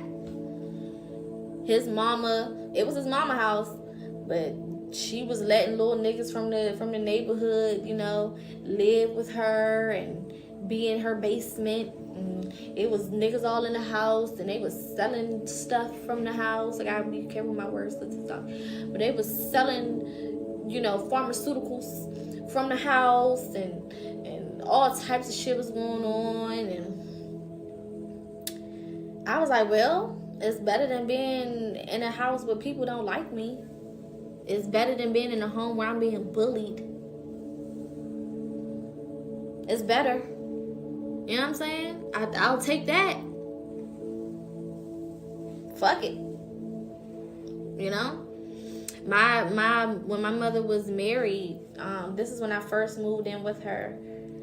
She had gotten married, and you know, this is the only man that I would call my stepfather. He was a super dope person, and he loved me and my brothers. And me and him had a special bond. And he was the type, he made a nice amount of money. And, you know, he would always want to do shit with us on the weekends. And, you know, he would pack us all up in a car, and we would go to Philly for the weekend. Or we'll, you know, take a trip to the ski resort just to ski for the day. Or we'll get in the car and go to the mall in another state, or one of the outlets, or, you know, just all type of different shit. Or we'll go out to eat at fancy little restaurants, and, you know, all type of shit. And he will always ask, when we was trying to figure out what we wanted to do for the weekend, he will always ask me, what you want to do? What you want to do this weekend? And I felt so seen. And in that moment, you know, my mama would say, why you asking her? She a child.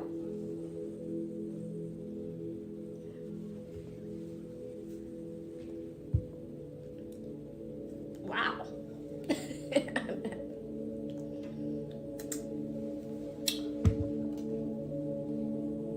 Okay, I mean, I am, but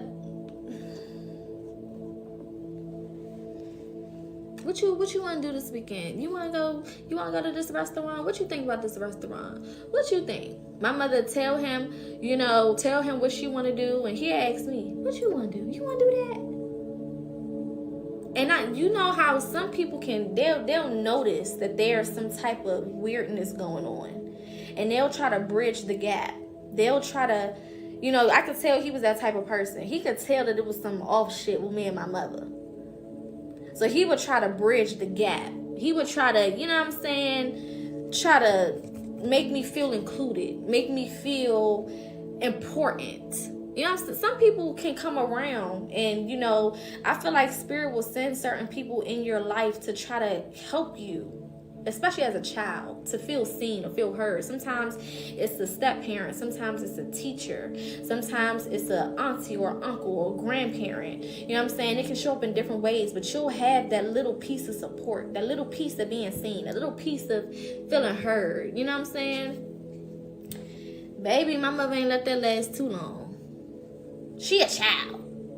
I'm your wife. I just told you what I wanted to do. I'm your wife. And I'll just sit there and be like, well, let me shut the fuck up. Let me, you know, okay. Girl, you got it. Cool. You know what I'm saying? Let me get out your way. No problem. Fuck. Damn. You know, he was just asking a little question. You know what I'm saying? Trying to make me feel included in the conversation. Make me, you know, feel included in what's going on. You know what I'm saying? You just cut me from the legs. You know what I'm saying? Just, wow. Okay, girl. I'll shut the fuck up. You know what I'm saying? Ask your wife. Let me be quiet, okay? No problem. Ask your wife. And I just be quiet. And I would get reserved. And sometimes at night, because I would stay up all night, he would come in there, he would watch TV with me. It was never nothing with a sexual overtone. You know what I'm saying? It was never anything of that nature.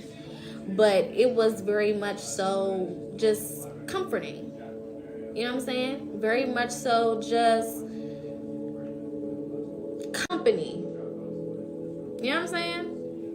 No, she never thought anything like that, because it never gave that. You know what I'm saying? And for me to have already experienced assault, you could tell the difference. You know what I'm saying? When you done been through something like that, you can tell when the overtone is something else or the undertone is something else. You know what I'm saying? Some people are just really caring people. And he was just that type. He gravitated to me because I feel like he could tell that there was a difference in the way that my mother was treating me versus my brothers. That there was a difference in the way that my mother was acting versus, you know, would be acceptable, you know, in another situation, in another environment. You know, he could tell.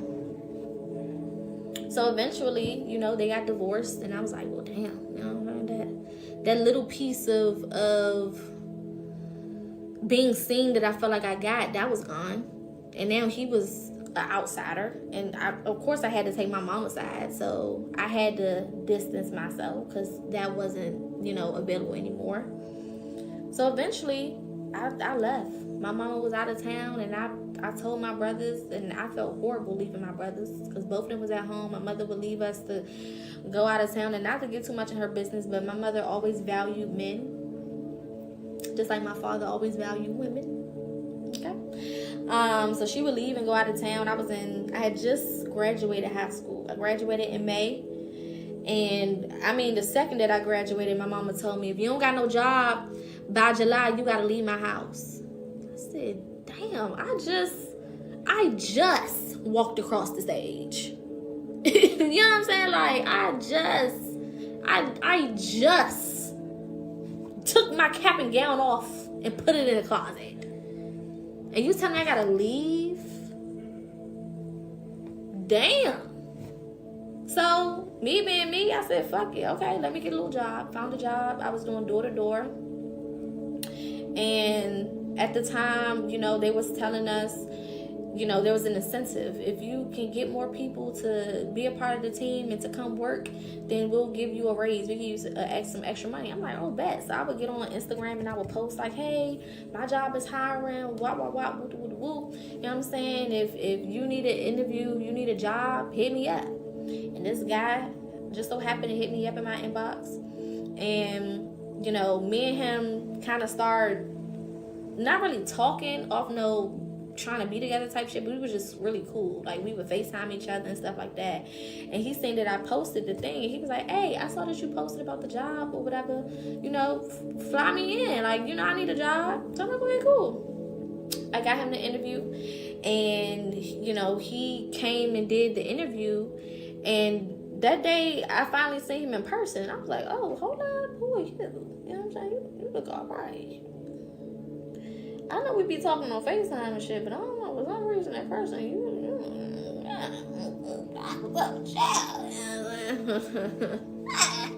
and all the little girls that was working with us at the time, they was all in his face, and I ain't like that. I was very possessive, okay? Very possessive. That was a part of my trauma. I became very possessive. I became over, you know, I felt like people would belong to me because I felt abandoned. I had abandonment issues. So when I found people that I really liked and I really fucked with, baby, I was possessive. You can't have this person. You can't talk to him. Don't look at him. Don't nothing. And me and him was cool. He liked me, but I ain't like him back like that until I seen him in person. That changed my whole mind. I said, hold up. I am drawing my line in the sand. He's mine. I couldn't tell them that because I was also very private and I don't like people in my business. If I'm dating somebody, talk to somebody, it's not none of y'all business until we together. You know what I'm saying? So the girl's like, oh, is he single? That's your friend? Oh, is he single? I said, no, he got a girlfriend. He ain't had no fucking girlfriend. I just had to claim him. I just had to take him off the market so, you know, the hoes wouldn't try to hoe. After that, now I'm flirting back on the phone. When we FaceTime now, I'm flirting back. And I'm, you know, let him know, like, hey, you know what I'm saying? You know, you look cute today, you know. You know, you came in or whatever, you know, for your little interview. You know, you had your little braids and you look real cute, you know. Yeah, you know. Now I'm on them, you know what I'm saying? Oh, you know what I'm saying? You know, yeah. Trifling.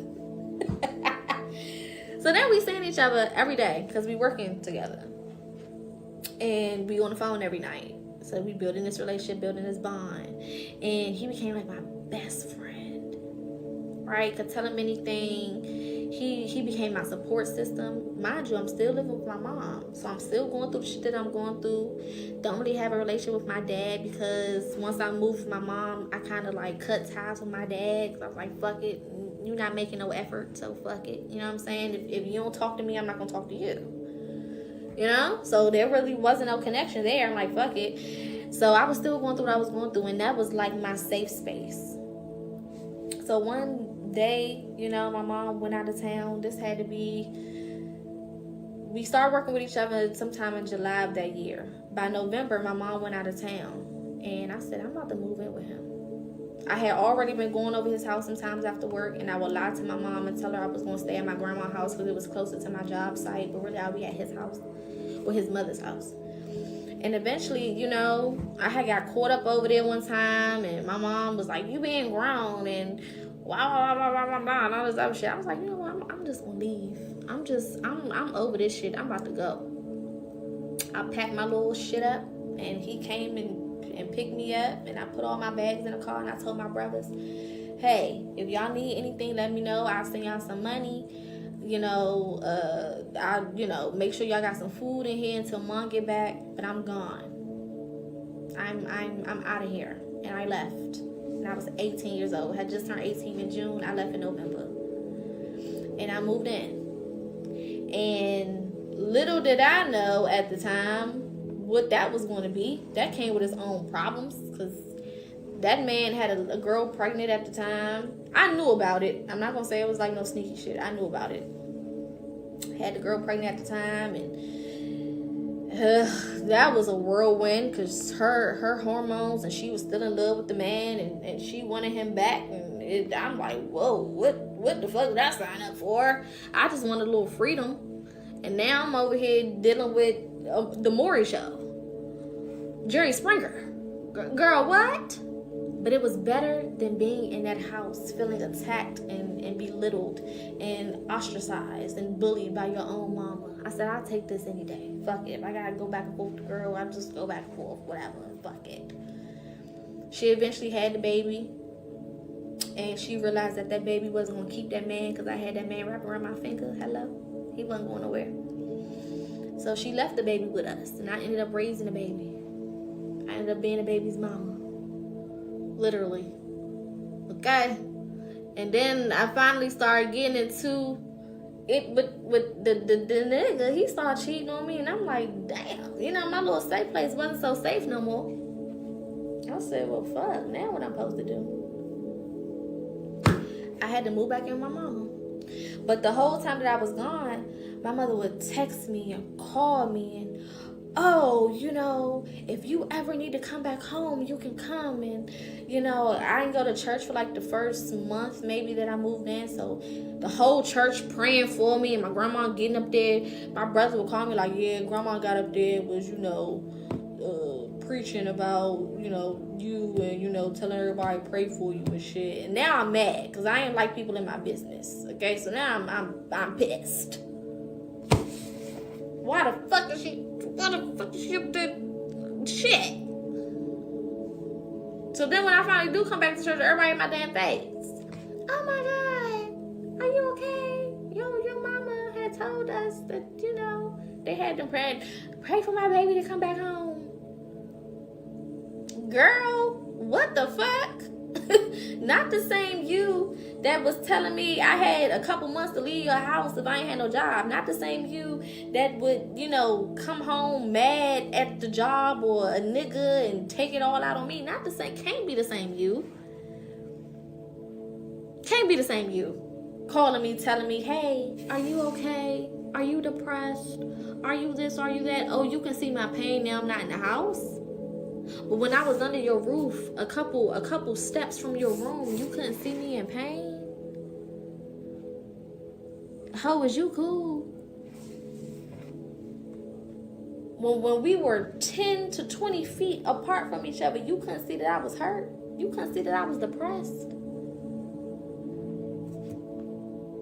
But now I'm all the way down the Beltway in a whole nother city. Okay? In a whole nother city. Now you can see my pain. Girl, hang up on you. Not in the mood. Not in the mood. Not in the mood. I don't want to hear that shit. I'm out here living my best stepmama life. The best. Until that nigga started niggering. And I was like, God damn. Now I'm stuck between a rock and a hard place.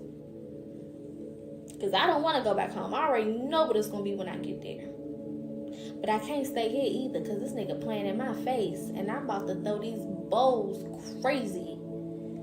I'm about to ill him out in his sleep. He don't even know I just went through this phone. He about to wake up to a knuckle sandwich. What am I to do? What is the girl to do? So eventually it got too much. I said, all right, I'm going to go back home. My mother didn't convince me enough that, it's safe for me to come back. Okay, cool. I'll come back home. This time I'll come by myself. Because when I got there, the nigga like, hey, our water got cut off. Can the baby come stay with you for a week? I'm like, sure. That wasn't nothing new because the water would get cut off all the time. The shit was a trap for the most part. The water was always off or something was always wrong. A bill was always not paid. It was always some shit. And I had been raising a baby for the last 6 months. Mine as well. Of course she can come over here.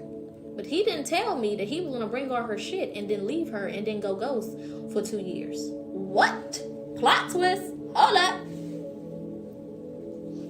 Did I just become a mama? Yes. Excuse me.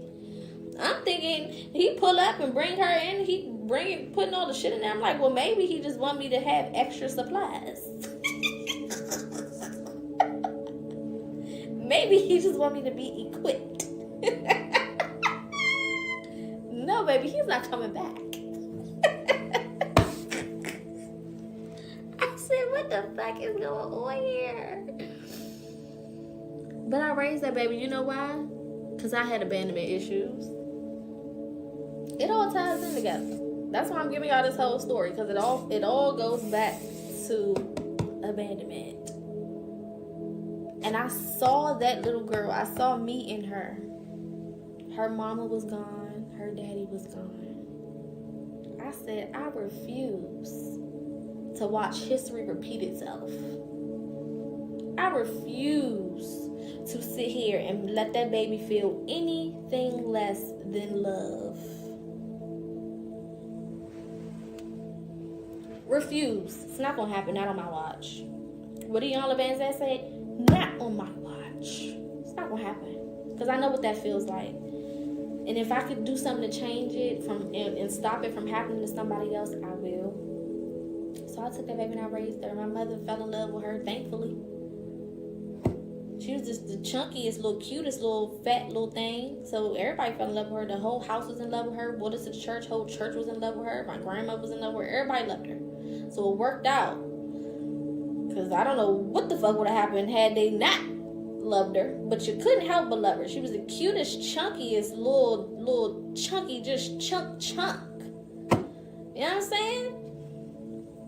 What I felt about her, other people started to feel about her. So she was widely accepted, widely loved, spoiled beyond compare. Right? So I raised her in a house with my mama. And I feel like that's the only reason why my mother let me stay so long. Because at this point I was 20 years old. I moved back in when I was 19. Yeah, so I stayed until I was 21. Them 2 years I stayed till I was 21. Raised a little fat little girl, got in contact with her mom. Her mom started to come around and shit, and built a relationship with the mom. The same mama that didn't like me, same mama that was trying to fight me and all types of shit. Eventually we got cool, because I had to be on some grown woman shit. Hey girl, why we beefing? I'm taking care of your kid. We gotta get cool, baby. It's a whole baby right here, right now. Completely different than what I was raised at, because my mama was trying to fight my daddy's girlfriends. My mother was 6 months pregnant, came to one of my little school plays while my father's girlfriend had popped up and came with him, and she took my little roller book bag and tried to bait in a school parking lot. So I'm like, I don't want that now, because I know how traumatizing that was for me to see that shit going down and everybody looking at me and all the kids coming asking me the next day, your mama was about to fight. That shit was embarrassing as hell. Y'all say I refuse. I'm gonna have to patch this relationship up. Me and her gonna have to get cool. I don't want to take your baby. I don't want be the mama. I'm not trying to take your place, but I'm gonna stand in until you get your shit together, because I want this baby story to be different from mine. And it took me going into accountability to even have that type of perspective. I started my accountability very early. When I moved out of that man's house, I started learning a whole bunch of shit. I had to go out and see shit for myself. Without my mama in my ear, without my dad in my ear, without my grandparents in my ear, without people trying to tell me stuff, I had to experience life. And I said, oh, I'm on the verge of repeating some foul shit. And it is the grace of God and the ancestors that I do not have no kids. Because I should have had about 15. For real. In real life. I should have a whole lot of them. But I made a vow to myself that I was going to do shit differently. And my mama had 3 kids by 26. I said, that won't be me. Her mama had 4 kids by 26. I said, that won't be me. And it wasn't me. I'll be 30 next year. No children. And to this day, I look back at that and I'm grateful that I moved the way that I moved and that things happen the way that they happen. I'm grateful for all of the experiences, because it taught me everything that I needed to know. And then I turned 21. And by the time I turned 21, the baby's mom, her real mom, was in a better place in her life, so she was able to go over there and stay with her mom for the majority of the time. So I was able to work, because I couldn't work because I had a hip baby. You know what I'm saying? She didn't want to leave my side. I tried to have jobs and let her stay at home with my brothers, and they would call me all day at work. She's crying. She won't stop crying. We gave her a bottle. We gave her food. She won't stop crying. She won't stop crying. She'd cry herself to sleep. We didn't want to go with nobody. Didn't want to be with nobody. Didn't want nobody to pick her up. I mean, she could fall asleep in your bed and wake up and realize I'm not there. And she'd cry. Mommy! Start calling me mommy and everything. So I couldn't work for 2 years. Because she wouldn't let me go. So eventually it turned 21. Her mom started coming more into her life. So, she can go with her mama now. Okay, cool. Then I had separation anxiety, so I had to work through that, because I didn't raise this baby. She basically my baby. Now I got to give her back to her mama. I got a little separation anxiety. Had to get that together. And that led me to getting acquainted with another man. This man just so happened to be a friend of the family, and he was about 13 years older than me. Around about. I was 21, he was 34. 35-ish, something around those, that, And I met him, and he was married.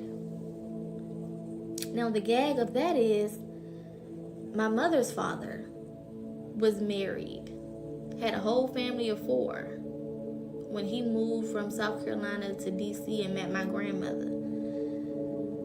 And left his whole family behind and married my grandmother and started a whole new family, had my mama. And then my mama had dated her share of married men. And here I am, repeating that generational curse. Found this married man and knew he was married and told him, like, hey, listen, you won't have to do something. I can't be with you. You married. Well, I'm separated. I'm separated. We not seeing eye to eye and whatever, and blah, blah, blah, blah. And I'm going to divorce her. And I said, okay.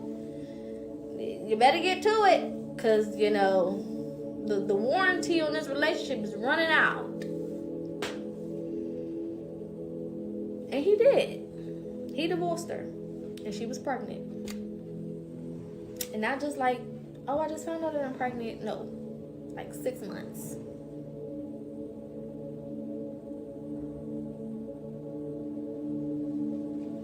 The trauma in me didn't allow myself to feel as bad as I should have felt. Because I had a part in breaking up that family. Even though there was already things going on before I got there, and that's kind of how he convinced me that it was all right. I had a part in breaking up that family. And I had to live with that, and I had to deal with the consequences of that action. And karma came, and she did not play. Because little did I know that he was a narcissist. Little did I know that he was controlling. Little did I know he was a liar and a cheater. But I was blinded because he understood me. He supported me. And when my mom would be doing the wild shit that she would be doing, he had my back. And he was able to pick up on the shit that I was able to pick up on. Like my hating ass cousins. And the weird ass ways that people was treating me. And he would start bringing it up before I even had the chance to say something. So now I'm like, oh my God, you pay attention to me. Oh my God, you get it. And for a child that's never been understood and they never had support and always had to defend for themselves, that was like a breath of fresh air. It was like, oh my God, let's get married tomorrow. We gotta do something. Oh my God, this man is amazing.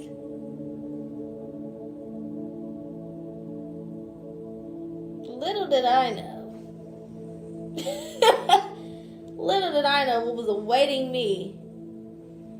Moved out, we got an apartment together. He started to get real controlling. And at first I thought it was cute. Give me all the passwords to your social media. Okay, boo, sure. Here you go. This Facebook, this Instagram, this Twitter. Have at it. Because I'm on you real bad. So I ain't doing shit with nobody. You know what I'm saying? I ain't doing that. You could look at whatever you want to look at. You can have it on your phone, babe. I don't care. I'm 21. I'm in love. And every day, he'd go through my old ass messages on Facebook Messenger and screenshot them and send them to me. Nigga, you at work and this is what you looking at? Messages from 2013 But you know what I felt?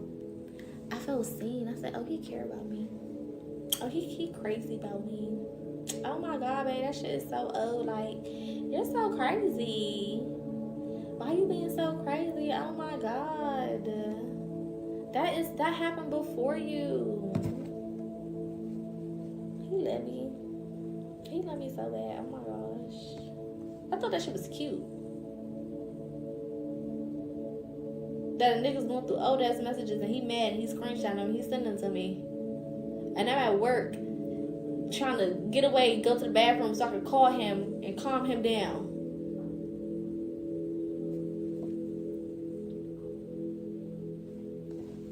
Okay.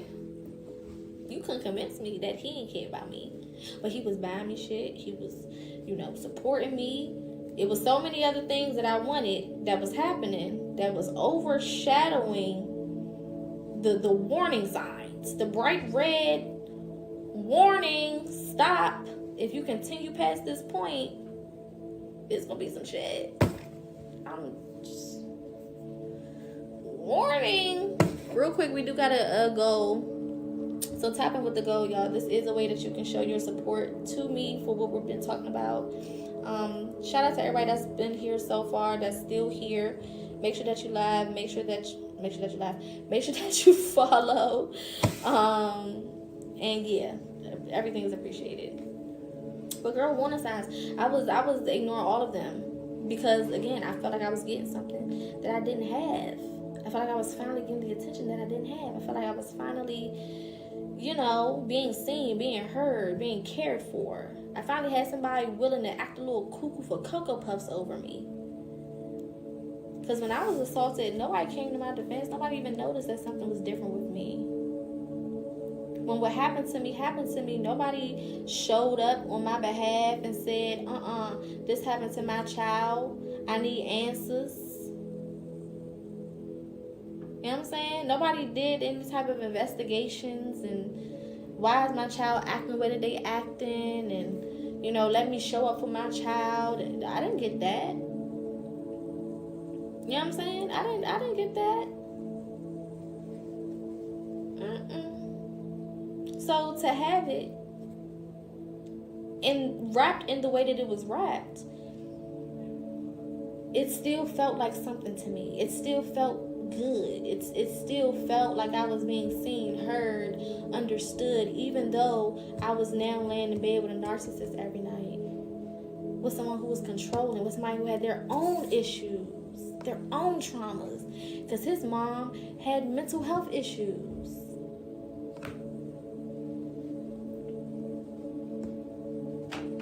So now we doing what? Trauma bonding. I'm trauma bonding. You know what I'm saying? I'm building relationships with people based on shared experiences. And it wasn't positive shared experiences. No. It was the most negative, traumatic experiences. But I'm trauma bonding. And that's how it looks. When you meet people who've gone through the same things you've gone through, in your head, you think of it as like, oh my God, finally I'm seen, I'm heard, I'm understood. But you don't see, that I'm building a relationship on the foundation of shared pain. Because it's not like we both healed from it and now we're connecting. No, we're connecting and we both still traumatized. We're connecting and we both still got PTSD. It's not like we've connected and we both like, yeah, let's move forward and getting this right. And no. We just two hurt souls that found each other.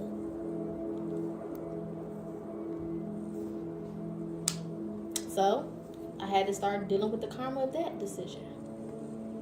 And him being a narcissist, him being a little cuckoo for Cocoa Puffs, that was my karma. And eventually I said, I have to leave you. It took me 2 years to finally wake up and realize I can't be with you no more. You a little crazy. You a little off. And it's some sick shit going on around here. And I can't stay any longer because I feel my head is about to explode if I stay any longer over here with you. What the hell? I got to go. I gotta leave. I gotta get up out of here. This is not gonna work. So I had to sit him down one day and I said, hey, we need to take a break. We gotta take a break. We gonna have to do something a little different. I'm gonna keep the apartment because it's in my name. Thank you very much. The girl was smart enough to do that. I'm gonna stay here in my house. And you can figure some shit out because this is not gonna work. And maybe eventually down the line when you get a little less cuckoo, you know what I'm saying, then maybe we can find each other and work it out, I guess. He didn't want to hear that shit, so I said, okay, whatever. Well, you can stay here, until you get your shit together, and eventually I'm gonna need you to leave, but you can stay here for a while, maybe a month, because I still didn't have the heart to just put nobody out and abandon anybody, because again, I knew what that felt like. So you can stay here, but I'm gonna do me, but you can stay here. So one Sunday, I went out with this guy. I told my ex that I was just going to dinner with a friend. I really went out with this dude that I started talking to. And me and him had a time. Read between the lines.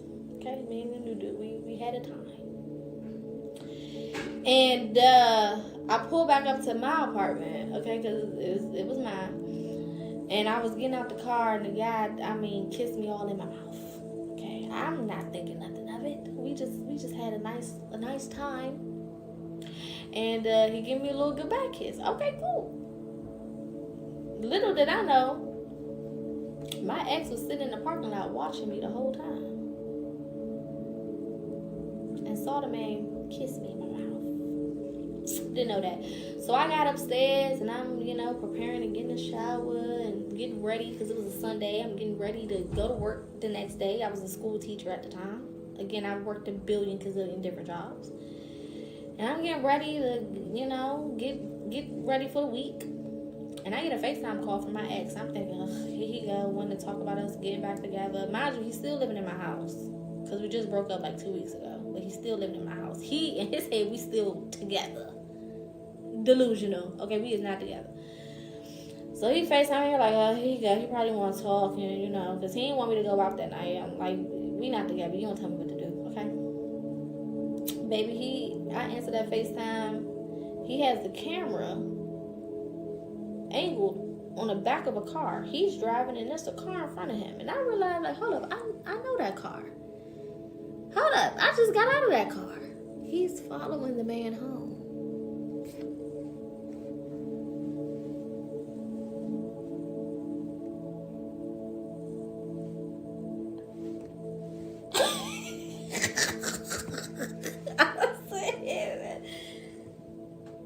And I, what the fuck are you doing? And he like, I would be crazy if I pew him, right? I said, yeah, you would be crazy. I don't think you should do that. I don't think that's what you should do. Actually, I think you should turn around.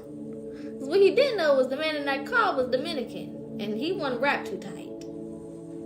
I said, I think you should turn around. I think you shouldn't do that. I think you should abort mission. Okay? I see the little point you're trying to prove. It's cute, but let's not first 48 this. You know what I'm saying? Let's not murder she wrote. Let's not snapped this situation. Okay, let's not crimes of passion this thing. Let's reel it on in. Okay. This is not what we should be doing right now. What the fuck is going on? He comes back to the house, so I get off the phone quick and call the Dominican. I said, hey, my ex is following you. Don't go home, please. Reroute. Tell Siri reroute. Okay, go somewhere else. Driving a loop-de-loop. I don't know. Just get him off your tail. Good Lord, I don't know what's happening right now. I'm in awe. He said, "Oh, all right, bet."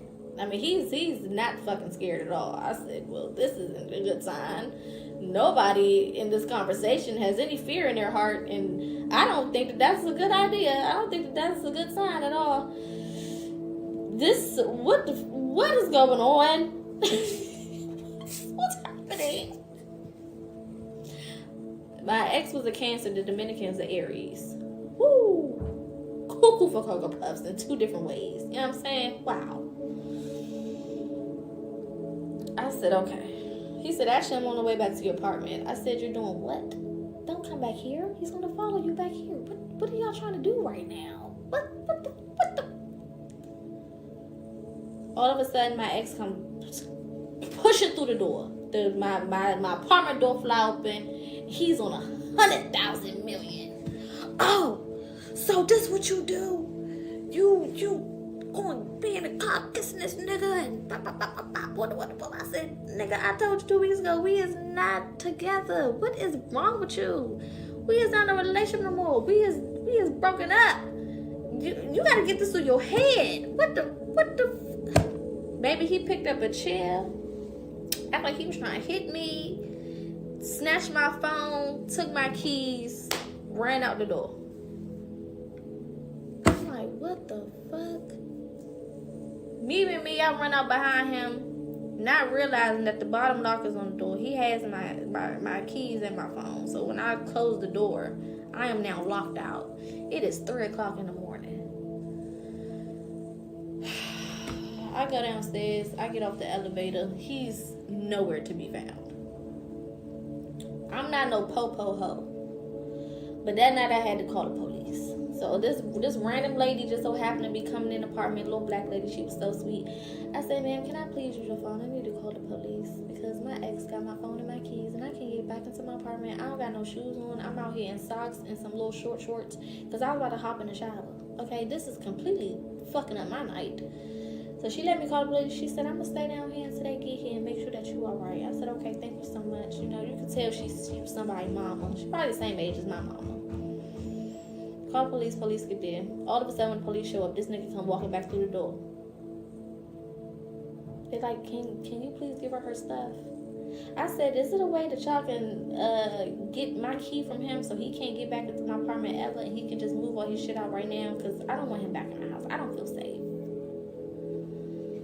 Now, apparently, you know, they've been staying there more than 30 days. You got to actually evict them. You got to give them an eviction notice, and they have to have 30 days legally in the state of Maryland before you can make them get out, according to the law. You can't just put them out.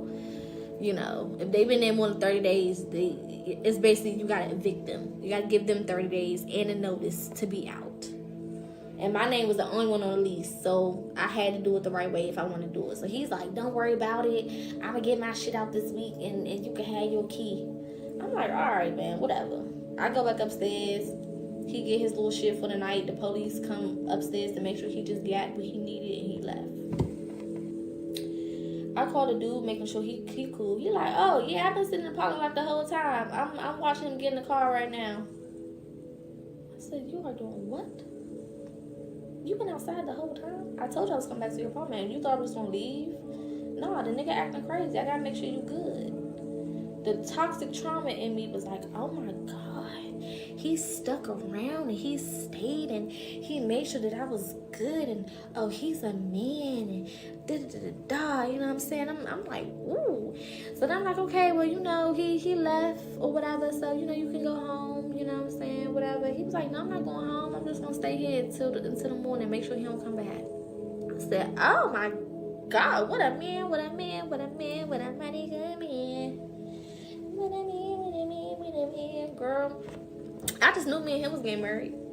Not realizing I was trauma bonding with him because he had a situation with his parents too. Oh God, I found another one. When will it end? I didn't notice that.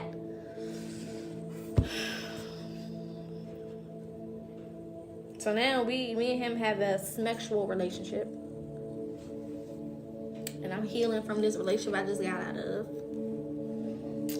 And then a couple months later was my solo return, my birthday. And he didn't show up for me on my birthday. The Dominican. I said, you know, birthdays are very important to women. So when he did that, I said, oh, this is not the one. He cannot be the one because the one would have showed up for me on my birthday. He didn't show up. So this is not the one for me. So stop talking to him. And then I had to sit in that apartment by myself for a couple months in silence. I would go to work, I would come home, and then I started leaning on vices. I started smoking every day, every night, multiple times a day, all through the night. I'm smoking. Cause I ain't like liquor. I done had experiences with liquor. I black out and shit, so I wasn't too fond of getting drunk. I didn't like that feeling. I would get high every day, every night. I mean, I to the point where I wouldn't eat. I would smoke, I wouldn't eat for real. So I started losing weight. And then, because I had broke up with the man and he didn't pay me, he had stopped paying me rent for a while. So I was carrying the apartment on my own. Eventually the bills caught up, so I was facing eviction. So I had to move. So I moved into another apartment, start fresh. I'm like, okay, this is my fresh start. Met another man, literally. And he was still involved with his ex. Little did I know. I didn't know. But I'm now head over heels from him. And I'm in this new apartment. Supposed to be my fresh start. Here I go. Met somebody else. He supposed to be single. But for a whole time, he's back and forth with his ex. Whole time. And I didn't know until one day, me and him had got into it. And I blocked him. And he screenshotted that he was trying to text me and sent it to me on Instagram. But the dummy didn't remember that my name in his phone was a nigga's name. So when he sent me the screenshot, it had our messages, but it was a nigga name at the top. I said, who the fuck is that? I know this man don't got me in his phone as a nigga. Not the one that I've been sleeping with every night, and he been over my house, and what?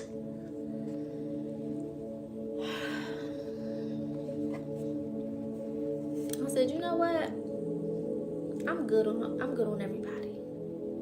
Went back into another depression. Smoking. Day in, day out. Smoking. Because I could smoke, and you know what smoking would make me do? Go to sleep. When I didn't have no appetite, I could smoke and eat me something. It became a crutch. And then one day I got up and I looked in the mirror, and something just came over me, and I just started weeping. It was a random ass day. I'm just weeping. I'm just looking at myself. I'm just weeping. And I said, I don't even recognize me. I don't even recognize me. Who the fuck am I? Like, I don't even know who I am at this point. I have no idea. My life for the last couple of years have been consumed in relationships and taking care of other people's kids and all types of other shit. Hold on, y'all. I'm looking a little faded over here. I said, I don't recognize me. I don't know who the fuck I am. And that shit bothered me on another level. It bothered me on a very, very deep level that I didn't realize that even existed. And I started asking myself questions. And I said, damn, I'm the common denominator here.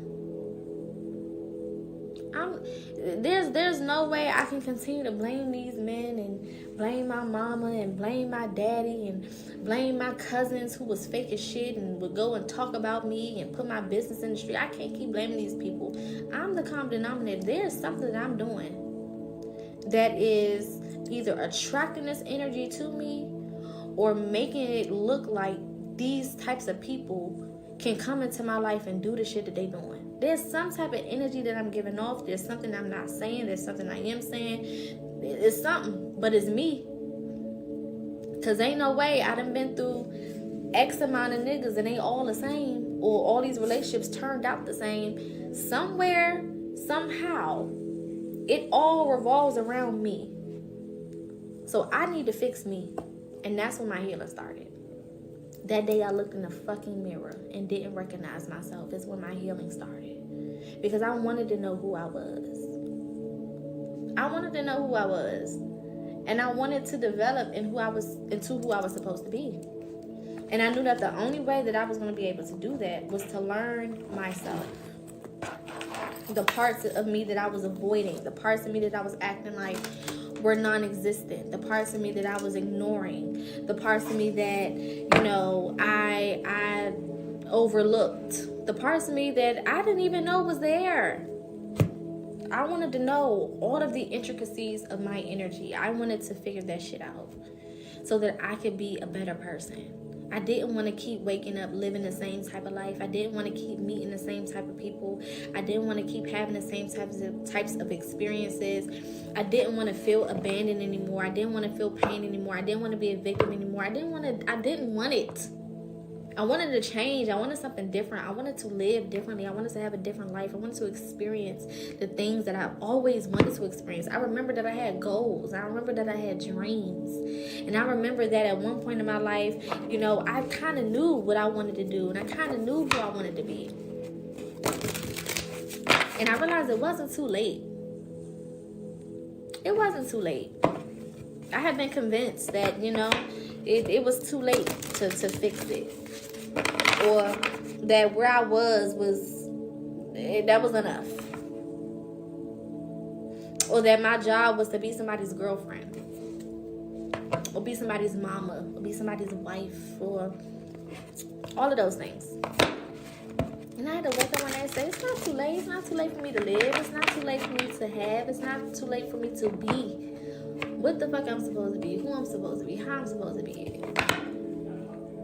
It's not too late. And it's not too late for you either.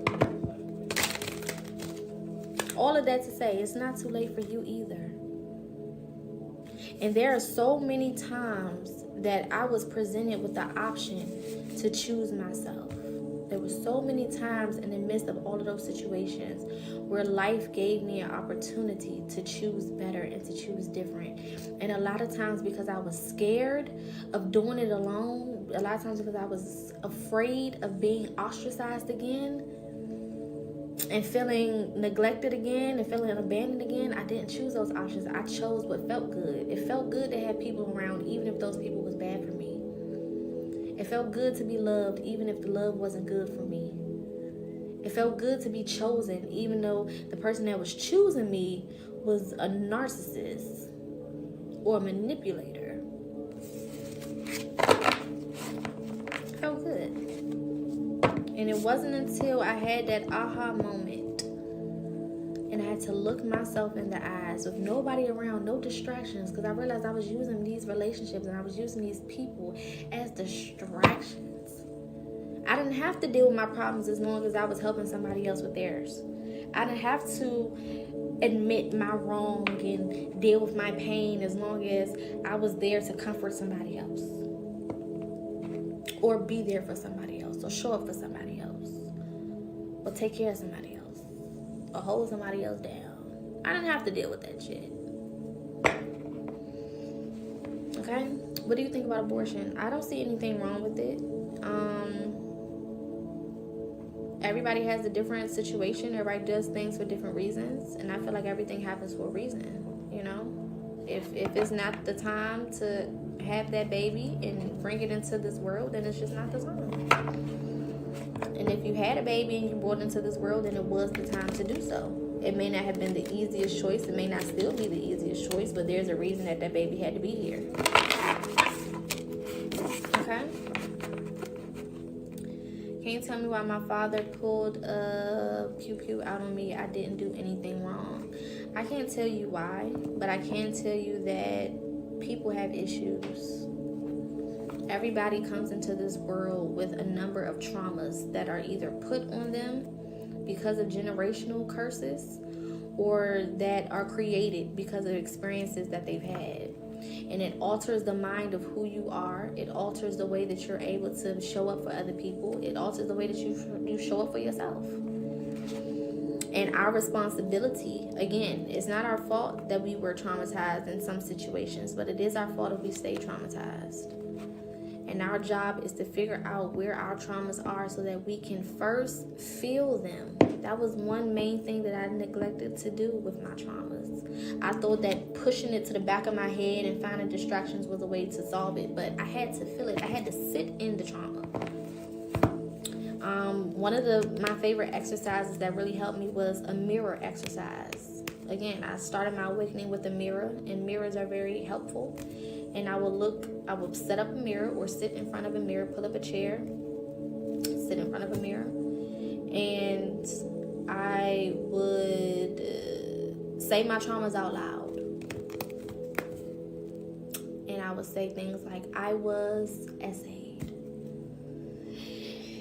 And I would take a breath, and I would allow myself to feel whatever that feels like. If I had to cry, I would cry. If I wanted to scream after I said that, I would scream. If I had to take a moment and just weep, I would weep. Whatever I needed to do in that moment, I had to do it.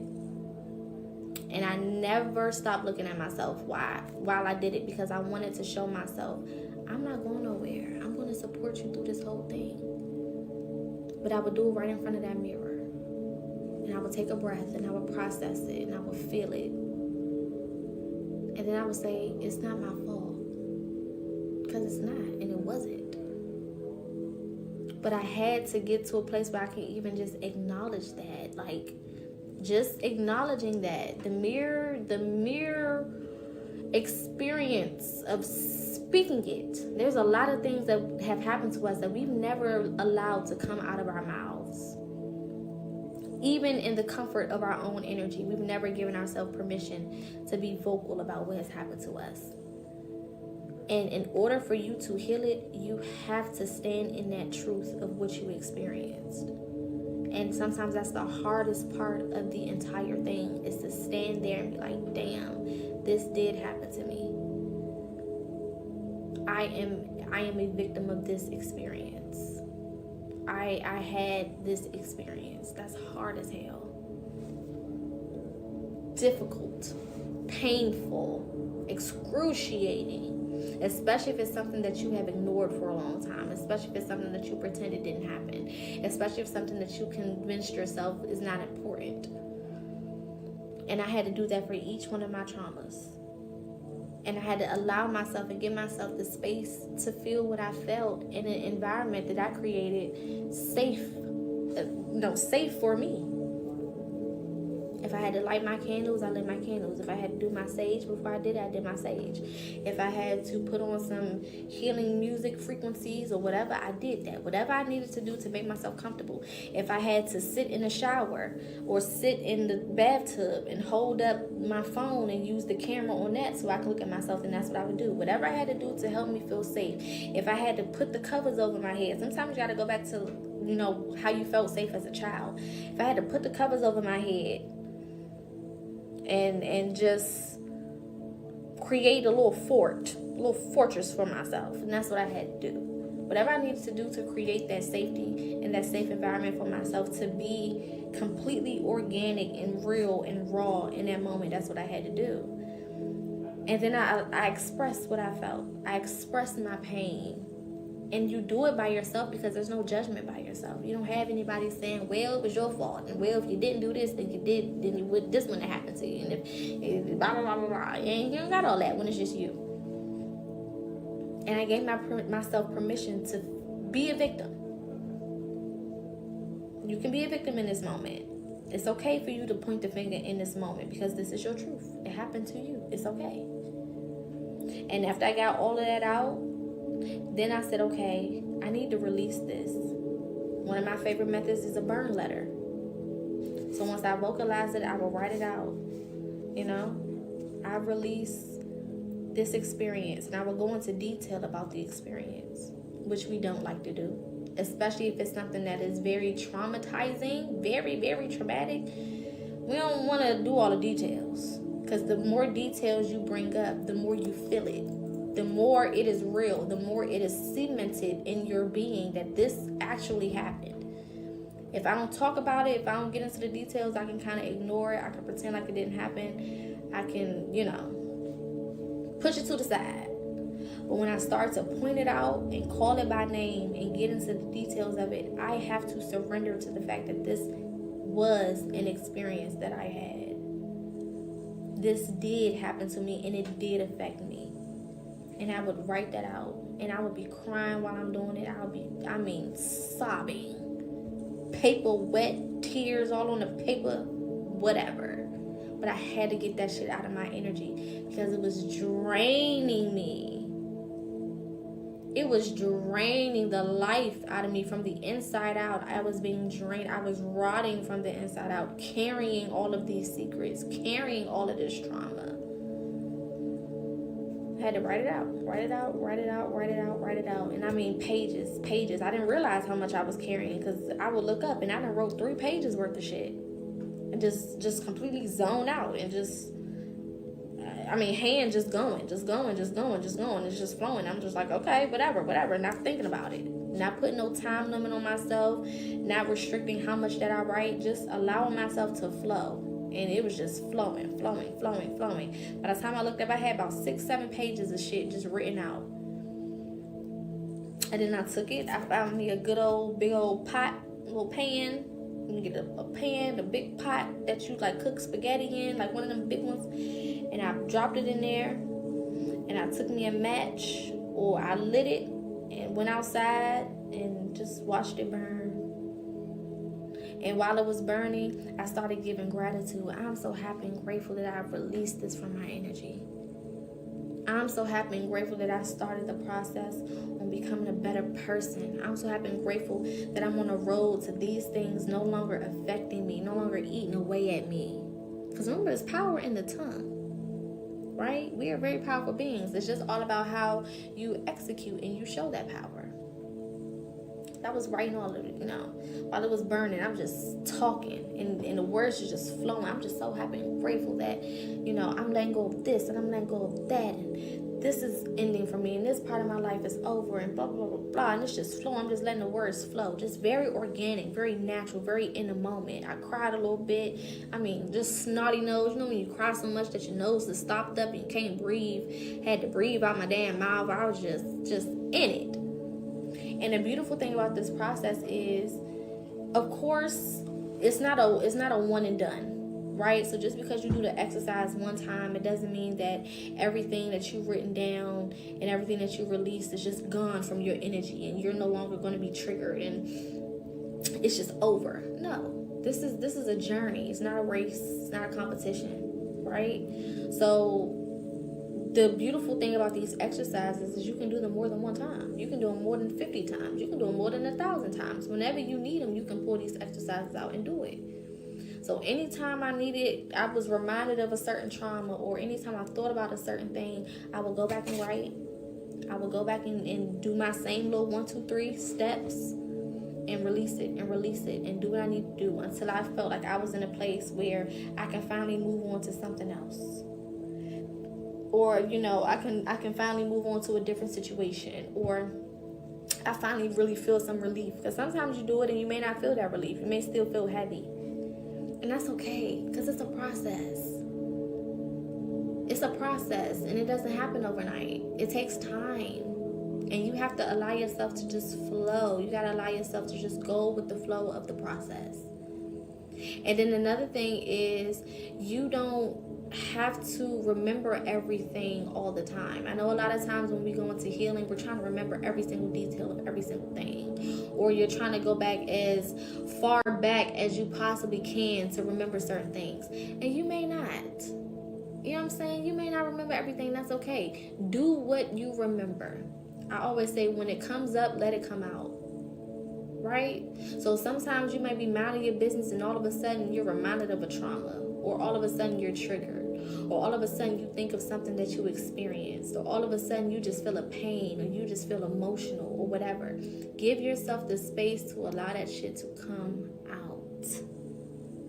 It don't have to make sense at the time. If all that makes sense is you want to cry, cry. You can figure out why later on. If all that makes sense is right now I want to scream, baby, scream. You can figure out why on another day. It's already enough pressure going on in life. There's already a lot happening. You don't want to add to it by trying to force yourself into healing certain things that you're not ready to heal. It's like when you get a cut and there's a scab and you want to pick the scab. Leave it alone. It's not ready yet. You know what I'm saying? When it's ready, it's going to fall off. When it's done doing what it need to do beneath the surface, it's going to rise to the top and it's going to fall off and it's going to do what it need to do. But don't force yourself into trying to heal anything. Don't force yourself into trying to, rush through the process. It is a process for a reason. Healing is a journey for a reason. And anybody who told you that they done with healing, they lying. Because there's always something that's rising to the damn surface.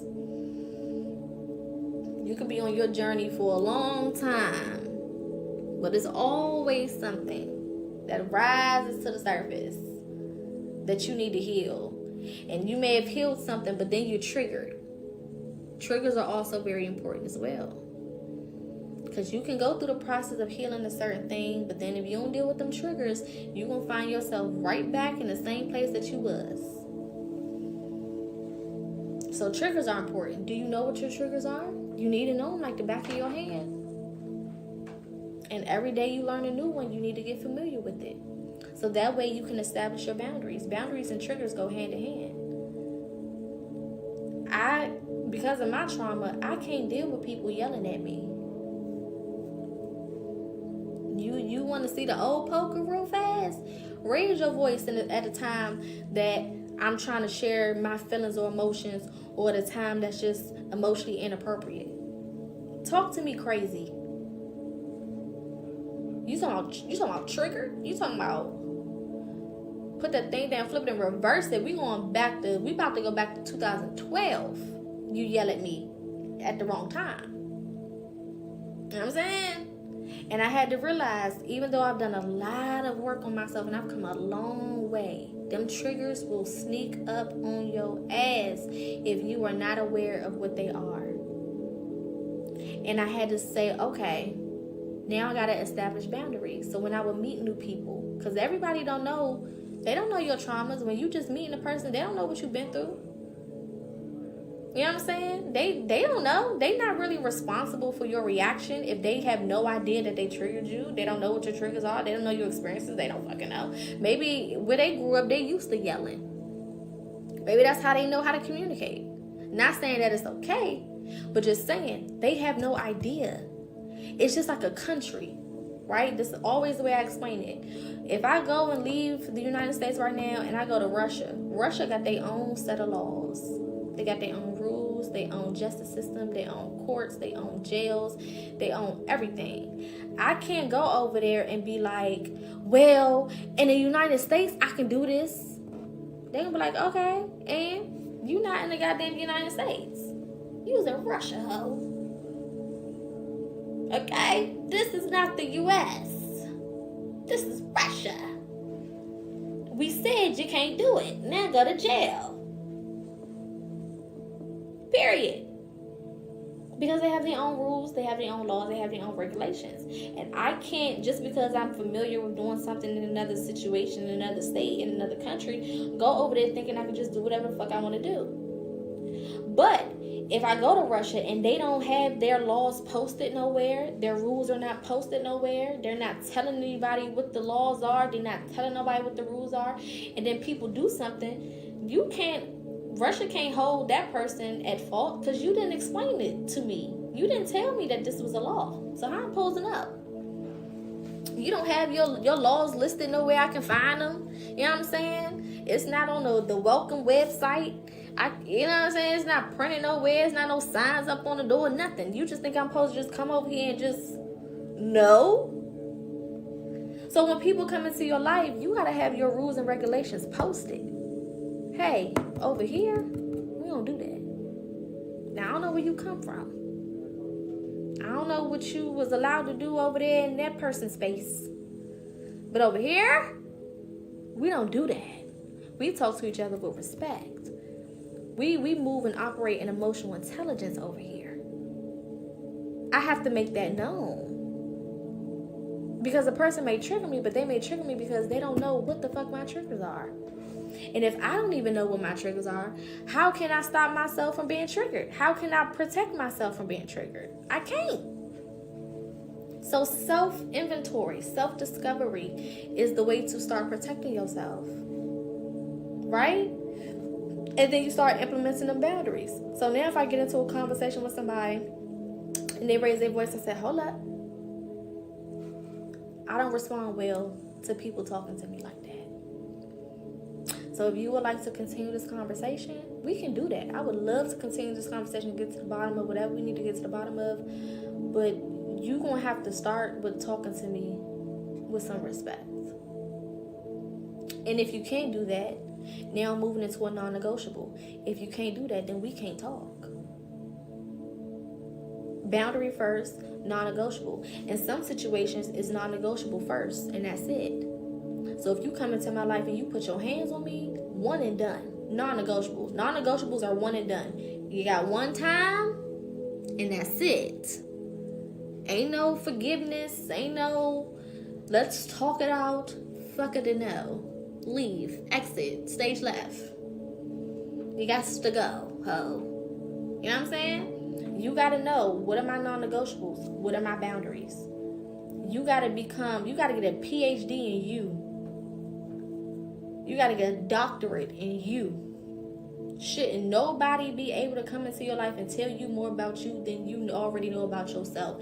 The awareness you have with yourself got to be top tier. And that starts with accountability.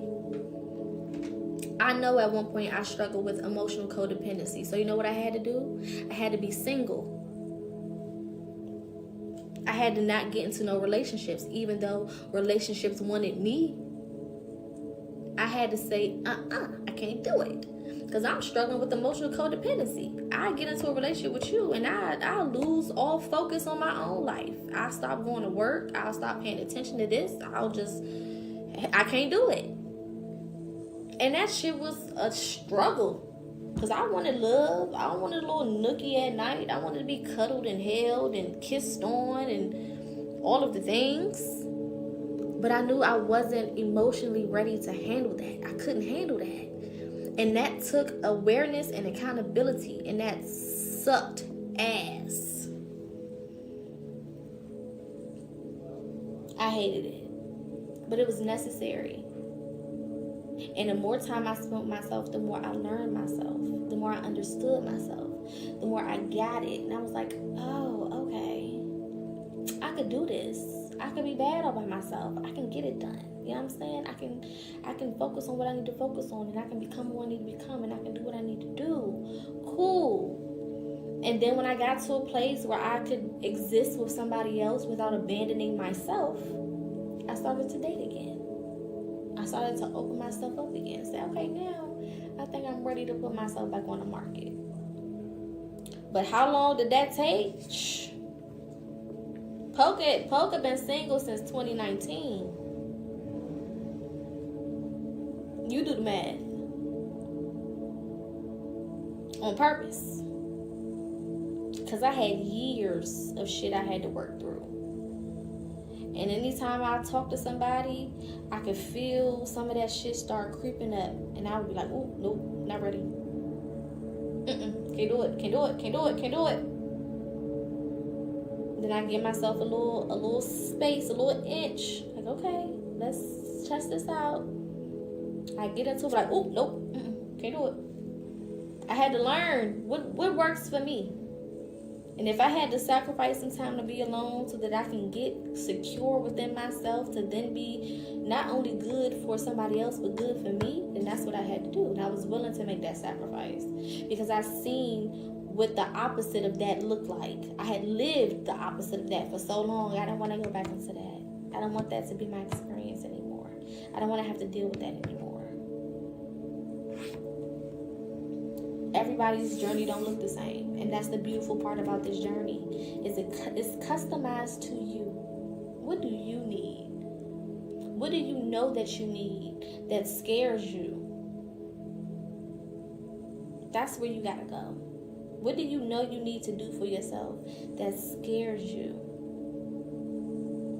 Because you're not really scared. The childhood part of you is afraid. Because it knows that it has to die.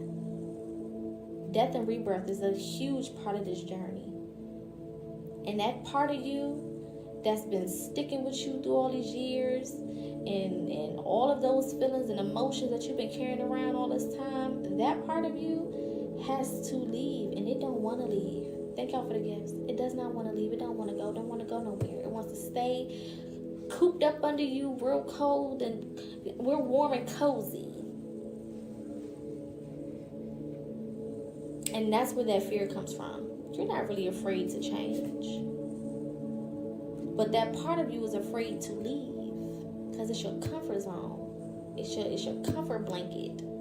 It's your support animal. So you got to disassociate a little bit. Hey, look, it's time for change. And if that means I got to free those parts of myself and remove them from my energy, then that's just what I got to do. Is that going to be easy? Hell no. You know what I'm saying? Is that going to be something that feels great? Absolutely not. Is it something that's going to happen overnight? Hell no. But is it necessary for me to become who I'm supposed to be? Absolutely. You know what? Hell yeah. You know what? Hell yeah. And can you do it? Hell yeah. You can fucking do it. You were created to do it, which is why you are where you are now, which is why you have the awareness that you have now, which is why you're in this space of accountability and of openness and of awareness, which is why you can sit here under the sound of my voice and get what you need. Because it's time, and you're capable, and you're strong enough, and you were created to be the person to come and make those changes so that your kids don't have to suffer. And even if you don't want kids or don't have kids, so that the people in your community don't have to suffer. Because we are our community. Whether it's our bloodline or whether it's the community of people around us, we are our community.